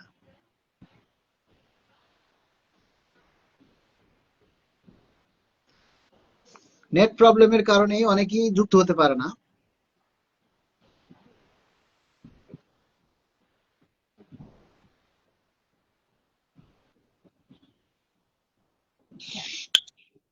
আসসালামু আলাইকুম। এই মোমো, একটু লাইটটা দাও। আসসালামু আলাইকুম জি, ওয়ালাইকুম আসসালাম। ভাই, ভালো আছেন? একটু লাইটটা দাও। হ্যাঁ, ভালো আছে। জি বলেন, আপনি ভাই অনেকক্ষণ থেকে আপনার কমেন্ট করতেছেন, কথা বলতে চান, জি বলুন। ভাই আহ, নিজেকে অনেক ধন্যবাদ মনে করতেছি যে আপনার সাথে কথা বলতে পেরে। আপনার সাথে অনেক দিন যাবত আমি চেষ্টা করতেছি কথা বলার জন্য, আসলে কোনো ওয়ে খুঁজে পাচ্ছি না। আমি মিনিস্ট্রি অফ ফুডে আছি, খাদ্য অধিদপ্তরের আন্ডারে। আমি ঢাকাতে খাদ্য অধিদপ্তরে ছিলাম দীর্ঘদিন। আহ, আসলে আপনার যে অক্লান্ত পরিশ্রম আমাদের প্রতি বা আমাদের সবার প্রতি, আপনার যেই একটা আহ, মনে করেন যে আন্দোলন বা একটা নৈতিকতার জায়গা থেকে বা একটা ব্যক্তিগত জায়গা থেকে আমাদের প্রতি যে আন্দোলনটা আপনি করে যাচ্ছেন দিনরাত্র, এটার জন্য আসলে আপনাকে ধন্যবাদ দিয়ে ছোট করব না। আপনার প্রতি আমরা আমি ব্যক্তিগতভাবে চিরকৃতজ্ঞ। আমি আপনার সাথে কিছু পার্সোনাল কথা বলবো, হয়তো বা লাইভে কথাগুলো বলা যাবে না। হ্যাঁ, আচ্ছা আমার আচ্ছা, কিছু তাহলে আপনি আমাকে ইনবক্সে নক দিয়েন। আপনার সাথে আমার কিছু পার্সোনাল কথা আছে। আমি ওই কারণে আপনার ফোন নাম্বারটা অনেকের কাছে চাইছিলাম, পাই নাই। হ্যাঁ, তো না পাওয়ার কারণে আমি খুবই মনে করেন যে হতাশ হয়েছিলাম। ঢাকা গিয়েও চেষ্টা করেছিলাম আপনার নাম্বারটা নেওয়ার জন্য, প্লাস জি আপনার খুব ব্যস্ততার মধ্যে ছিলেন, এই কারণে আপনার সাথে শুধু হ্যান্ডশিপ করে চলে আসছি। হ্যাঁ, জি, ঠিক আমি আছে। ইনবক্সে আপনি, আমি আপনাকে হোয়াটসঅ্যাপ নাম্বার, আপনি ওই যে আমার একটা যে কোনো একটা পোস্টে আপনি একটা হ্যাঁ, কমেন্টস করেন, ওখানে আপনার হোয়াটসঅ্যাপ নাম্বার দিয়ে দিব না। আচ্ছা ঠিক আছে। আমি আপনাকে ফ্রেন্ড রিকোয়েস্ট আপনার মেইন আইডি থেকে আমি ফ্রেন্ড রিকোয়েস্ট পাঠিয়ে রাখছি, অলরেডি ফলো দিয়ে রাখছি। হ্যাঁ, আচ্ছা, আমি দীর্ঘদিন যাবত চেষ্টা করতেছি। আসলে ভাই, আমরা আসলে নিরুপায় হয়ে গেছি, আমরা প্রতিবন্ধী হয়ে গেছি, বিশ্বাস করেন কিনা জানি না। আমরা যে সরকারি চাকরি করি, মনে করেন যে খুবই লজ্জা, মনে করেন যে নিজের ওয়াইফের সামনেও বলি যে মনে করেন আত্মীয় স্বজন তো মনে করে সরকারি চাকরি করে টাকা পয়সা আমাদের অভাব নাই। কথাটা বুঝছেন নি? ডিপার্টমেন্টে আমাদের টাকা পয়সা এমন ভাবে আমরা ইনকাম করি যে আমরা বাড়ি গাড়ি করতে 2-4 দিনও লাগবে না, বুঝছেন জি নি? কিন্তু দেখা যায় যে একটা দাওয়াত খাইতে গেলে বা কেউ একটা দাওয়াত দিলে লজ্জায় যাইতে পারি না। আজকে 10টা বছর এটা ভুগতেছি। প্লাস এখন যে অবস্থা, আজ না কাল, কাল না পরশু, আমাদের একটা দুর্বলতা কোথায়, আমরা যে এখন যে ভাই আমাদের হলো, মিটিং হওয়ার পরে এটা কথা ছিল একটা কর্মসূচি দেওয়া হবে। এখন এই যে আমরা তো কর্মসূচি আমাদের, আমরা তো আমরা তো চেষ্টায় কম করতেছি না, তাই না? এখন ভাই একটা কথা বলি, সরকার যদি আমাদের দাবির কথাগুলি আমলে না নেয়, তাহলে আসলে আমরা কি করতে পারি? আর আমাদের যে এত মানুষ, 15 লক্ষ মানুষ, সবাই তো দাবির কথাগুলি বলে না, যার ভাই কারণে আমরা আগাতে পারি না। ভাই একটা কথা বলি, যে কোনো আন্দোলন সবাই কথা বলবে না, একজনকে কথা বলতে হবে, সবাই শুনতে হবে। আমি ওই দিনকে জিনিসটা দেখলাম মিটিং এর মধ্যে, আমাদের এই, নেতা বেশি হয়ে গেছে। হুম, কথাটা বুঝছেন নি? এই জিনিসটা হ্যান্ডেলিং করতে হবে। আরেকটা জিনিস হচ্ছে কি ভাই, আমাদের দাবি আদায়ে আপনারা যেই আজকে না কাল, কাল পরশু এভাবে আপনি স্টেপ বাই স্টেপ পিছনা পাইতেছেন, এতে কিন্তু আমাদের একতা নষ্ট হচ্ছে। প্রথম যে একতাটা ছিল আপনি এখন ডাকেন, তার অর্ধেকও আসবে না। কেন?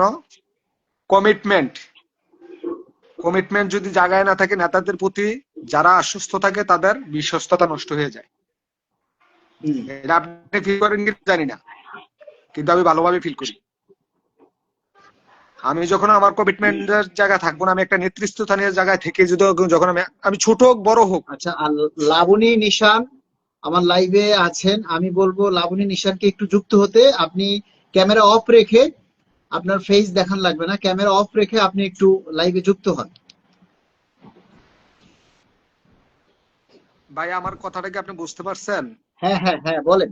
যে আপনি যখন নেতৃস্থানীয় দিকে আছেন, একটা আমাদেরকে নির্দেশনা দিচ্ছেন, আপনি যদি আপনার কমিটমেন্ট একবারের জায়গায় দুইবার, দুইবারের জায়গায় তিনবার আপনার জিনিসটা নড়চড় হয়ে যায়, তখন কিন্তু আপনাকে যে অনুসরণ করবে বা করতেছে তার প্রতি একটা আপনার প্রতি তার একটা দুর্বলতা চলে আসে। ছোট হোক বড় হোক, একটা আপনি একটা ডিসিশন দিতে পারেন। আমার কথা হচ্ছে ছোট দিয়ে শুরু করি, আস্তে এটা বড় করি, কিন্তু আমি যে মনে করি একের পর এক পিছে পেছনে চলে যাচ্ছি, এতে আমি আমার থেকে জ্ঞানী এবং কি সবকিছু আপনি বুঝেন, আপনাকে বোঝানোর মতো ক্ষমতা আমার আল্লাহ তাআলা দেয় নাই। আচ্ছা আপনি আমার অনেক দেখেন, আমি সিনিয়র। বুঝছি ভাই, আপনার কথা বুঝছি। এখন বিষয়টা হচ্ছে কি জানেন, বিষয়টা হচ্ছে এইখানে নেতা বলে কোনো কিছু নেই। আমরা যারা এখানে আন্দোলন করি দাবি আদায়ের জন্য, পে স্কেল হয়ে গেলে কিন্তু আর কোনো আন্দোলন থাকবে না। এখানে যারা নেতৃত্ব দেয় বা বিভিন্ন সংগঠন আছে, কিছু সংগঠন আছে তারা শুধু একটা প্রোগ্রাম দিলে আইসা স্টেজে বসার জন্য হুড়োহুড়ি করে, বক্তৃতা দেওয়ার জন্য হুড়োহুড়ি করে, কিন্তু প্রোগ্রাম শেষ হয়ে গেলে আর তাদের কোনো খোঁজ খবর থাকে না। আমরা তো এইটা চাই না। আর একটা সংগঠনকে ডাইকা ডাইকা আনতে হবে কেন? পে স্কেলটা তো একটা সংগঠনের একার না, সকল সংগঠনের। তো যখন আমাদের একটা কর্মসূচি হয়, যখন একটা দাবি নিয়ে কথা হয়, তখন সবাই উচিত সেটাকে স্বতঃস্ফূর্তভাবে পালন করা। সেটা না করে আপনি যদি ওই চেয়ারে বসতে পারলেন না, স্টেজে বসতে পারলেন না, এইটা নিয়ে যদি আপনি আহ একতা নষ্ট করেন, তাহলে তো বলতে হবে যে আপনি নিজের নিজের পায়ে নিজে কুড়োল মারলেন। কারণ আপনার দাবি পে স্কেল হলে আপনিও পাবেন, আমিও পাবো, না হলে ভাই আপনিও বঞ্চিত হলেন, আমিও বঞ্চিত হলাম। বিগত আবার সরকারের আমলে, জি, সরি একটু আটকে আপনাকে বেয়াদবি ক্ষমা করবেন, বিগত সরকারের আমলে আমাদেরকে ডাকা নিয়ে যাইতো মিটিং এর কথা বললে, পে স্কেলের কথা বললে, এটা আপনি হয়তো বা অবগত আছেন। যাওয়ার পরে এক জায়গায় মিটিং দিত, আরেক জায়গায় যেদিনকে গ্যাস পৌঁছাইছি আর এদিন রাত্রে কইতো অমুক জায়গায়, হয়তো বা এটা বাদ দিয়ে দিত। কথাটা বুঝছেন? জি, এইভাবে আমি অনেকবার গেছি, প্রতারিত হয়েছি। যেটা সত্য কথা, তাদের দ্বারা প্রতারিত হয়েছি। বিশ্বাসটা, যারা আপনারা ঢাকাতে আছেন, আপনার একটা জিনিস হচ্ছে কি, আপনার বাড়ির রাস্তাটা আপনি চিনেন। আমি যেহেতু এই দূরে চাকরি করি, ঢাকার জেলার বাইরে চাকরি করি, আমি ঢাকাতে এত কিছু চিনি না। আমি গেলে হোটেলে উঠতে হয়, আমার টাকা যাচ্ছে। আপনারা যখন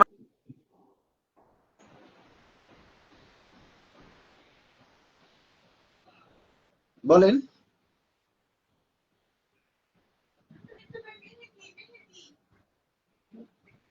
মনে হয় ভাইয়ের লাইনটা কেটে গেছে। আচ্ছা যাই হোক, হয়তো লাইন নেটের কারণে ওনার লাইন সমস্যা হয়ে গেছে। আসসালামু আলাইকুম। জাহিদ জাহিদ হাসান লেখছেন, আসসালামু আলাইকুম মালিক ভাই, কেমন আছেন? আমি একজন ফায়ার সার্ভিসের সদস্য। আমার ছেলের শারীরিক সমস্যা, তার চিকিৎসা করাতে আমার ব্যয়বহুল খরচ ও পরিবারের সব মিলিয়ে আমার প্রায় 8 থেকে 10 হাজার টাকা প্রতি মাসে খরচ হয়। আচ্ছা,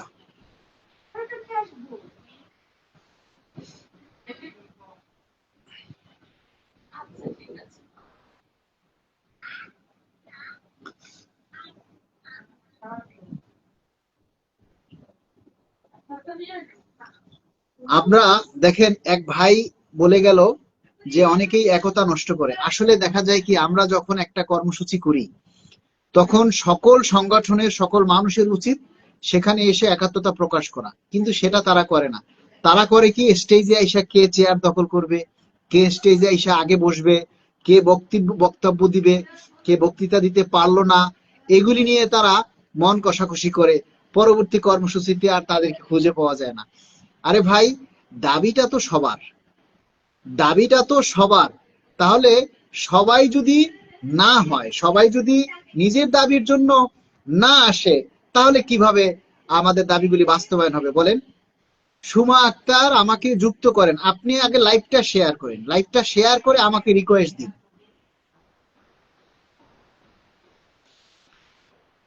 তো যাই হোক, আমাদের এই দাবিগুলি, আমরা এখানে কেউ নেতা হতে আসিনি, আমরা কেউ এখানে রাজনীতিও করি না। আমাদের কাজ হচ্ছে, আমাদের একটা পে স্কেল জরুরি। পে স্কেলটা হয়ে গেলে আমাদের এই সকল নেতামিগিরি, এই যত দাবি আদায় যা কিছু আছে সব শেষ হয়ে যাবে।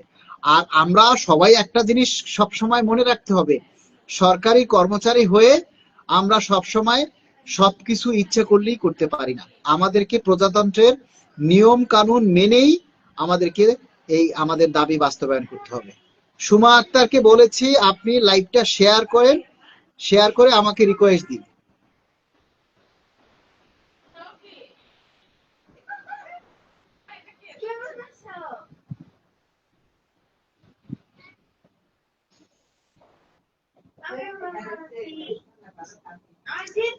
যুক্ত করতে চাই অনেককে, কিন্তু দেখা গেছে নেটের প্রবলেমের কারণে অনেকেই যুক্ত হতে পারে না। লাবণী নিশান লাইভে যুক্ত হয়েছে, ওনাকে অনেক ধন্যবাদ। আসসালামু আলাইকুম। হ্যাঁ, ওয়ালাইকুম সালাম। জি ভাইয়া। ভালো আছেন? হ্যাঁ, জি ভাইয়া, ভালো আর কেমন করে থাকি। জি বলেন, আপনার জি কষ্টের কথা, আপনার কিছু কথা আমরা শুনতে চাই। জি ভাইয়া, যে এই যে বছরটা শেষ হয়ে গেল, বাচ্চারা মনে করেন যে 8 থেকে এখন 9-এ উঠবে, নবম শ্রেণীতে বাচ্চারা উঠবে। জি এখন একটা সব স্টুডেন্ট তো আর সরকারি স্কুলে তারা চান্স পায় না, জানেন, এখন না। তো লটারির মাধ্যমে ভর্তি হয়। জি দেখা গেল যে বাধ্য হয়ে আমাদের বাচ্চাগুলাকে এই প্রাইভেট স্কুলে দিতে হয়। তো প্রাইভেটে স্কুলে দিতে গেলে এই যে বছর শেষ, বই খাতার থেকে শুরু করে ভর্তি ফি, ড্রেস, সর্বনিম্ন 10,000 টাকা লাগবে। ফেলে দিলেও 10,000 টাকা আমার ধরে রাখা লাগবে, জি যে এই বাচ্চাদের এখন বছর শেষে লাগবে। অথচ সারাটা মাসে মনে হয় আমরা বছরে এই 10,000 টাকা জমানো আমার নাই। মাসের টাকা তো মাসে আমাদের হয়ই না, 10 দিনে টাকা শেষ। আর একটা চাকরিজীবী স্বামী যদি যোদ্ধা হয়, তো আমি বলবো তার ঘরের বউ হচ্ছে মহাযোদ্ধা। কারণ স্বামী জানেই না যে এই সংসারটা কিভাবে চলে। এইটা পৃথিবীর কোন স্বামী যারা অন্তত নিম্ন শ্রেণীর চাকরি করে, তারা কোনোদিন বুঝতে পারবে না যে স্ত্রী কিভাবে এরা সংসার চালায়। আমরা তার মুখের দিকে তাকায় আমি বলতে পারি না যে কি বলবো, আমি তো দেখতেছি তার পকেটের অবস্থা, আমার তো বলার কিছু নাই। আমরা বাধ্য হয়ে করি কি, টিউশনি করি। যখন সেলাইয়ের কাজ করি, ঘরে বসে টিউশনি করি, সেলাইয়ের কাজ করি, যখন যেটা ইনকামের কোন সোর্স, মানে যেটা পারি সেটা করি। তারপরেও মনে করেন যে মাসের 20 দিন গেলে ওই 10 দিন মনে হয় যে কিভাবে চলবো আর আমরা বলতে পারি না। ওই 10 দিন খুবই কষ্টে চলে। আর এই যে বাচ্চাদের এখন ভর্তি করাবো, মনে হচ্ছে যে মাছ সমুদ্রে পড়ে আছি, কি করব, কোনো উপায় নেই। আমাদের আমাদের এই কথাগুলো ভাই আপনারা তুলে ধরেন। আর সবচাইতে বড় একটা কথা হচ্ছে কি, যে এখন যে অনেক মানুষের যে মন নষ্ট হয়ে গেছে, যারা যুক্ত ছিল, পে স্কেল নিয়ে চিন্তা ভাবনা করতো, অনেক আশায় ছিল, বিভিন্ন ধরনের মানুষের মন্তব্য, মানুষ কি বলবো, এরা আশাহত হয়ে গেছে। এইটা সম্পর্কে যদি প্রধান উপদেষ্টা কিংবা অর্থ উপদেষ্টার একটা সুস্পষ্ট বক্তব্য আমাদের জানা খুবই প্রয়োজন।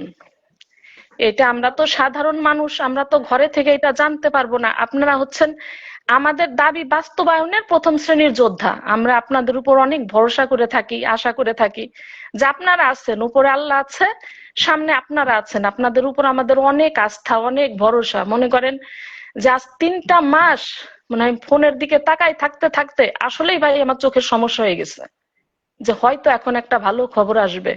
একটা মিটিং হচ্ছে, মনে হয় একটা ভালো খবর আসবে, মাঝরাতেও ফোন দেখি যে হয়তো কোনো অবস্থার পরিবর্তন হয়েছে।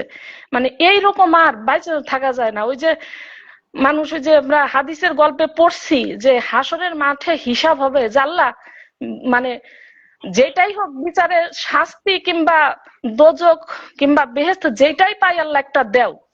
আমাদের ওই অবস্থাটা হয়ে গেছে যে আমরা যাই পাই না কেন একটা দেন।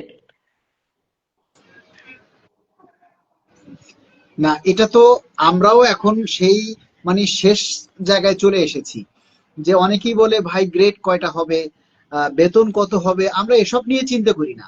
আমরা এখন চিন্তা করি যেটাই দেন, কম দেন বেশি দেন, দেন সেটা গেজেট করে দেন। আর এই যে আপনি একটা গুরুত্বপূর্ণ কথা বলেছেন যে বাচ্চাদের স্কুলে ভর্তি, দেখেন অনেকেই বলে যে আপনার বাচ্চাকে আপনি সরকারি স্কুলে পড়াবেন, আপনি প্রাইভেটে কেন পড়াবেন? আরে ঢাকা শহরে কয়টা প্রাইমারি আছে, সরকারি প্রাইমারি আছে? আর ঢাকা শহরে কয় লক্ষ শিশু আছে যারা প্রাইমারিতে পড়তে পারে? প্রাইমারি স্কুলেরও তো একটা লিমিটেশন আছে, কিন্তু আমাদের জনসংখ্যার তো লিমিটেশন নেই। তাহলে আমাদেরকে বাধ্য হয়ে কি করতে হয়? প্রাইভেট কিন্ডার গার্ডেনে দিতে হয়। এই যে মাধ্যমিক বা উচ্চ বিদ্যালয়, যেটাকে আমরা হাই স্কুল বলি, ঢাকা শহরে কয়টা হাই স্কুল আছে যেটা সরকারি? আর সেখানে কয়জনে চান্স পায়? সেখানে একটা সরকারি হাই স্কুলে চান্স পেতেও কিন্তু ডোনেশন দিতে হয়।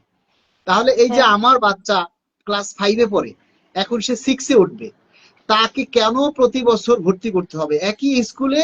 একটা বাচ্চাকে কেন প্রতি বছর ভর্তি হতে হবে 8 থেকে 10 হাজার টাকা দিয়ে? তারপরে তার স্কুল ড্রেস লাগবে, তার ব্যাস লাগবে, তারপরে তার ডায়েরি লাগবে, তার এই যে জুতো লাগবে, তারপরে তার বই খাতা কাগজ কলম। এই যে সবকিছু মিলাইয়ে দেখা যায় যে একটা বাচ্চাকে, প্রাইমারির একটা বাচ্চাকে পড়াইতে গেলেই আমাদের হিমশিম খেতে হয়। তাহলে যদি কারো 2টা বাচ্চা পড়ে, তাহলে সে কি করবে? একই বাচ্চা একই স্কুলে কেন তাকে প্রতি বছর ভর্তি হতে হবে? আপনাকে কেন আরো উন্নয়ন কথা ফি বলি। নামে, কেন উন্নয়ন ফি নামে তাকে 10-15 হাজার টাকা প্রতি বছর গুনতে হবে? এটা কি সরকার চোখে দেখে না? এটা আরো কি একটা কোন কথা আপনাকে বলি। শিক্ষা মন্ত্রণালয়ের এটা কি চোখে পড়ে না? হ্যাঁ, আরো একটা কথা আপনাকে বলি ভাই, যে আমার একটা মেয়েটা ক্লাস 3-তে পড়ে।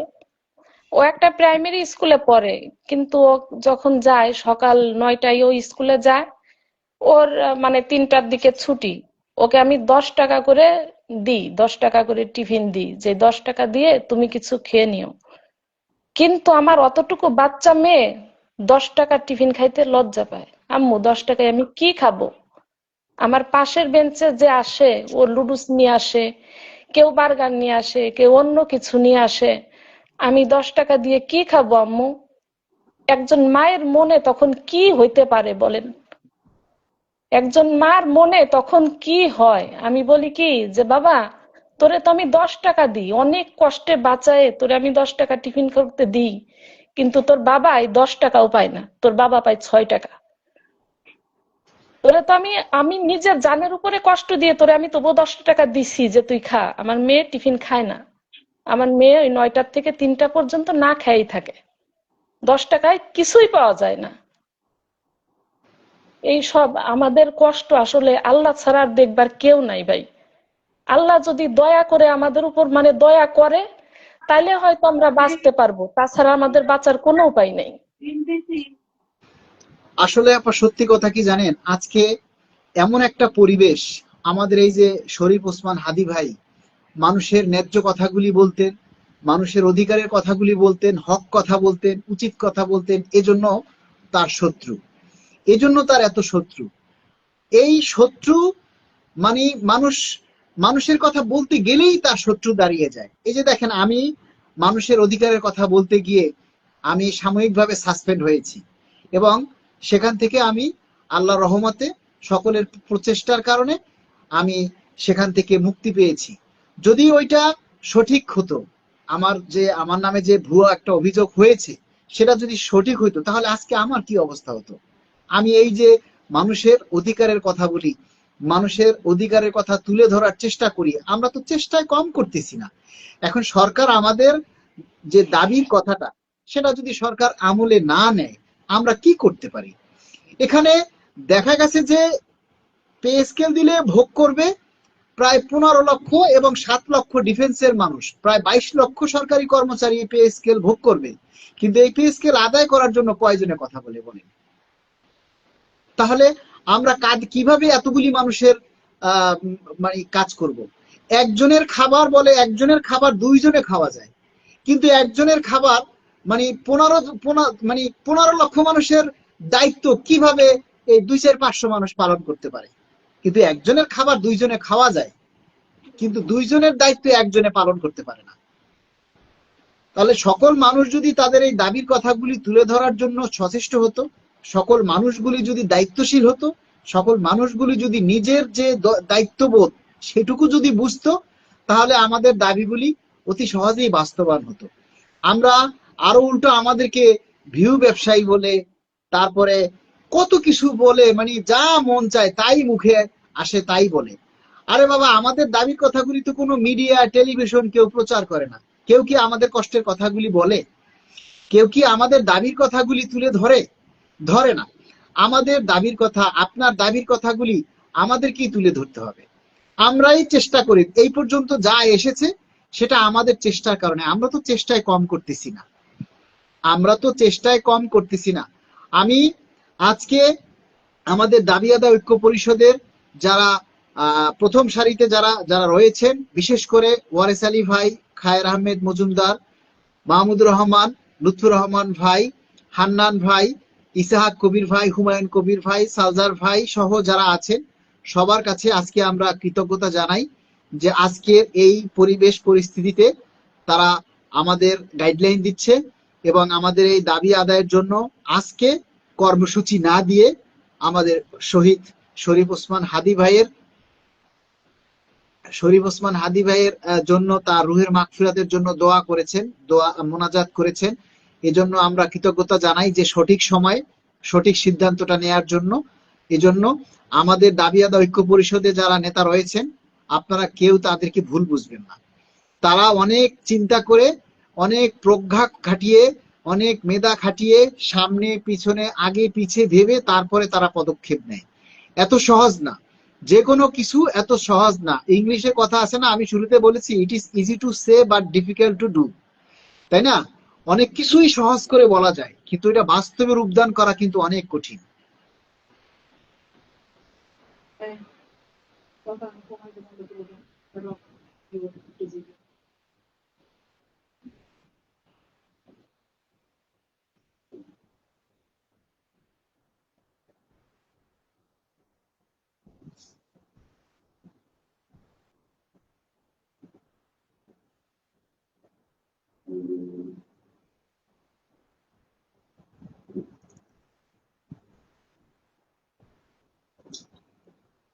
তো যাই হোক, আমি আজকের মতো লাইভটা শেষ করতে চাই। ইনশাল্লাহ আবার পরবর্তীতে আপনাদের সাথে কথা হবে। আপনারা অনেকেই জানেন যে আমার একটু প্রবলেম রয়েছে, মাথায় বেশিক্ষণ কথা বললে পিছনের আমার রগ ফুলে ওঠে, আমার খুব প্রবলেম হয়, ব্যথা হয়। এই জন্য সৈয়দ আনোয়ার ভাই সুপারিশ আগামী সপ্তাহে বলতে 21 ডিসেম্বর থেকে 24 ডিসেম্বর 25-এর মধ্যে জমা হবে। ইনশাল্লাহ দেখা যাক, আমরা তো সেটাই জানি।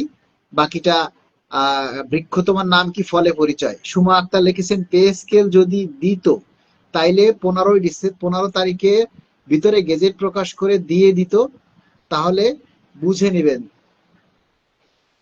আপনার মাথায় যতটুকু জ্ঞান আপনি ততটুকুই বলেছেন, তাই না? সরকারের চিন্তা আছে, সরকার সরকারের মতো করে চিন্তা করছে, আমরা আমাদের মতো করে চিন্তা করছি। ঠিক আছে মালিক ভাই, অনেক অনেক ধন্যবাদ, দোয়া রইল। মাহফুজুল আলম পারভেজ,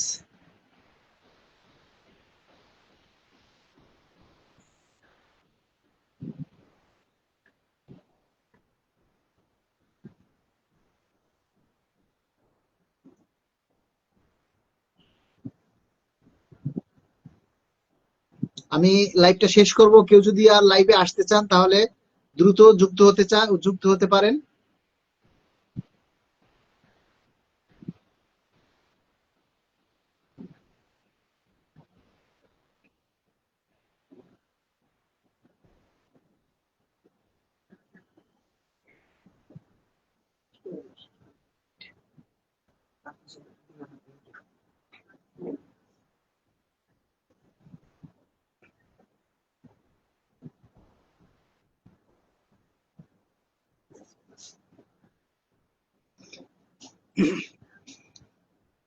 বৃক্ষ তোমার নাম কি ফলে পরিচয়, মানুষ তুমি কেমন তোমার ব্যবহারে বোঝা যায়।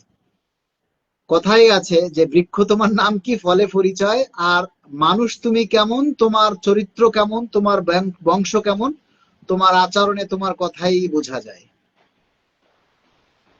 তাই না? তো যারা উচ্চ শিক্ষিত, উচ্চ বংশীয়, তাদের কমেন্টস পড়লেই, তাদের আচরণ, তাদের ভাষা, তাদের ব্যবহার দেখলেই বোঝা যায় যে তাদের বংশ কত দূর, কত উচ্চ বংশের মানুষ, কত কোয়ালিফিকেশন, কোয়ালিফাইড মানুষ, এটা তাদের কমেন্টস দেখলেই বোঝা যায়।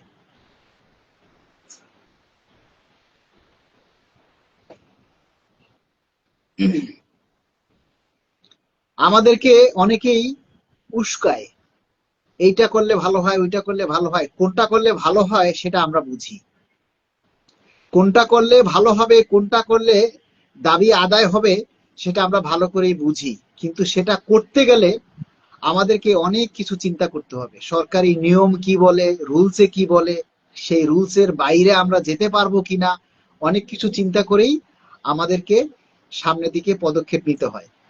যে কোনো কিছু চাইলেই একজন গার্মেন্টস শ্রমিক যেভাবে আন্দোলন করতে পারে, একজন সরকারি কর্মচারী সেভাবে আন্দোলন করতে পারে না।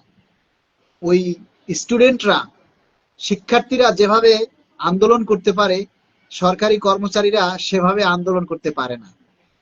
ওই সাধারণ কর্মচারী, সাধারণ পাবলিক যেভাবে আন্দোলন করতে পারে, সরকারি কর্মচারীরা সেভাবে আন্দোলন করতে পারে না। কারণ যারা সরকারি চাকরি করে তাদেরকে সরকারের নিয়ম শৃঙ্খলার মধ্যে থেকেই তাদের দাবির কথাগুলি বলতে হয়, এবং আমরা সেই নিয়ম শৃঙ্খলার মধ্যে থেকেই আমাদের দাবির কথাগুলি আমরা তুলে ধরি। আমরা সরকারের প্রতি আস্থাশীল, সরকারের উপরে আমাদের পূর্ণ আস্থা রয়েছে, এজন্য আমরা আশাবাদী। সরকার যেহেতু পে কমিশন গঠন করেছে, পে স্কেল দেবার দায়িত্ব সরকারের। আমরা সরকারের কাছে শুধু আশাবাদ ব্যক্ত করব, আমাদের দাবির কথাগুলি তুলে ধরতে চাই। মাননীয় প্রধান উপদেষ্টা, আমাদের 22 লক্ষ সরকারি কর্মচারী আপনার দিকে তাকিয়ে আছে, তাদের 1 কোটি পরিবারের সদস্য আপনার দিকে তাকিয়ে আছে। আপনার একটা সিদ্ধান্ত সকল সরকারি কর্মচারীদের মুখে হাসি ফোটাতে পারে, তাই আপনার একটা সিদ্ধান্তের উপরে আমরা তাকিয়ে আছি। আপনি শুধু আমাদের পে স্কেলের গেজেটটা জারি করে দিন, আমাদের উপরে আপনার সহানুভূতির দৃষ্টি দিন। আমরা 22 লক্ষ মানুষ সবাই আপনার জন্য প্রাণপণ মন ভরে দোয়া করব। এদেশের মানুষ, সরকারি প্রতিটা পরিবার আপনার জন্য দোয়া করবে। যারা এই পে স্কেলের সাথে সংশ্লিষ্ট সবার জন্য দোয়া করবে, যাতে আপনারা দীর্ঘায়ু হন। এবং আমাদের যে একটা পে স্কেল আমাদের জন্য আসলে খুবই জরুরি, খুবই জরুরি, যেটা না হলেই নয়। কারণ 10টা বছর আমরা অপেক্ষা করেছি, 10টা বছর আমাদের বেতন বৃদ্ধি নেই, কিন্তু 10 বছরে দ্রব্যমূল্যের দাম লাগামহীন ভাবে বেড়েছে, লাগামহীন ভাবে বেড়েছে, যেগুলি আসলে আমাদের ক্রয় ক্ষমতার বাইরে। তাই আমরা চাই আপনি অতি দ্রুত এই 31শে ডিসেম্বরের মধ্যেই আমাদের পে স্কেলের গেজেটটা জারি করবেন, এটা আমরা আশাবাদী এবং আশাবাদ ব্যক্ত করছি। সবাই ভালো থাকবেন, ইনশাল্লাহ আবার আপনাদের সাথে লাইভে দেখা হবে। ততক্ষণ পর্যন্ত আপনারা সবাই দোয়া করবেন, আল্লাহ যেন আমাকে সুস্থ রাখে, শারীরিক এবং মানসিক ভাবে যেন সুস্থ থাকি। এবং আমার বেশিক্ষণ কথা বললে, উত্তেজিত হলে আমার মাথার পিছনে রক ফুলে ওঠে। আমি চিকিৎসাধীন আছি, আপনারা সবাই দোয়া করবেন। আসসালামু আলাইকুম।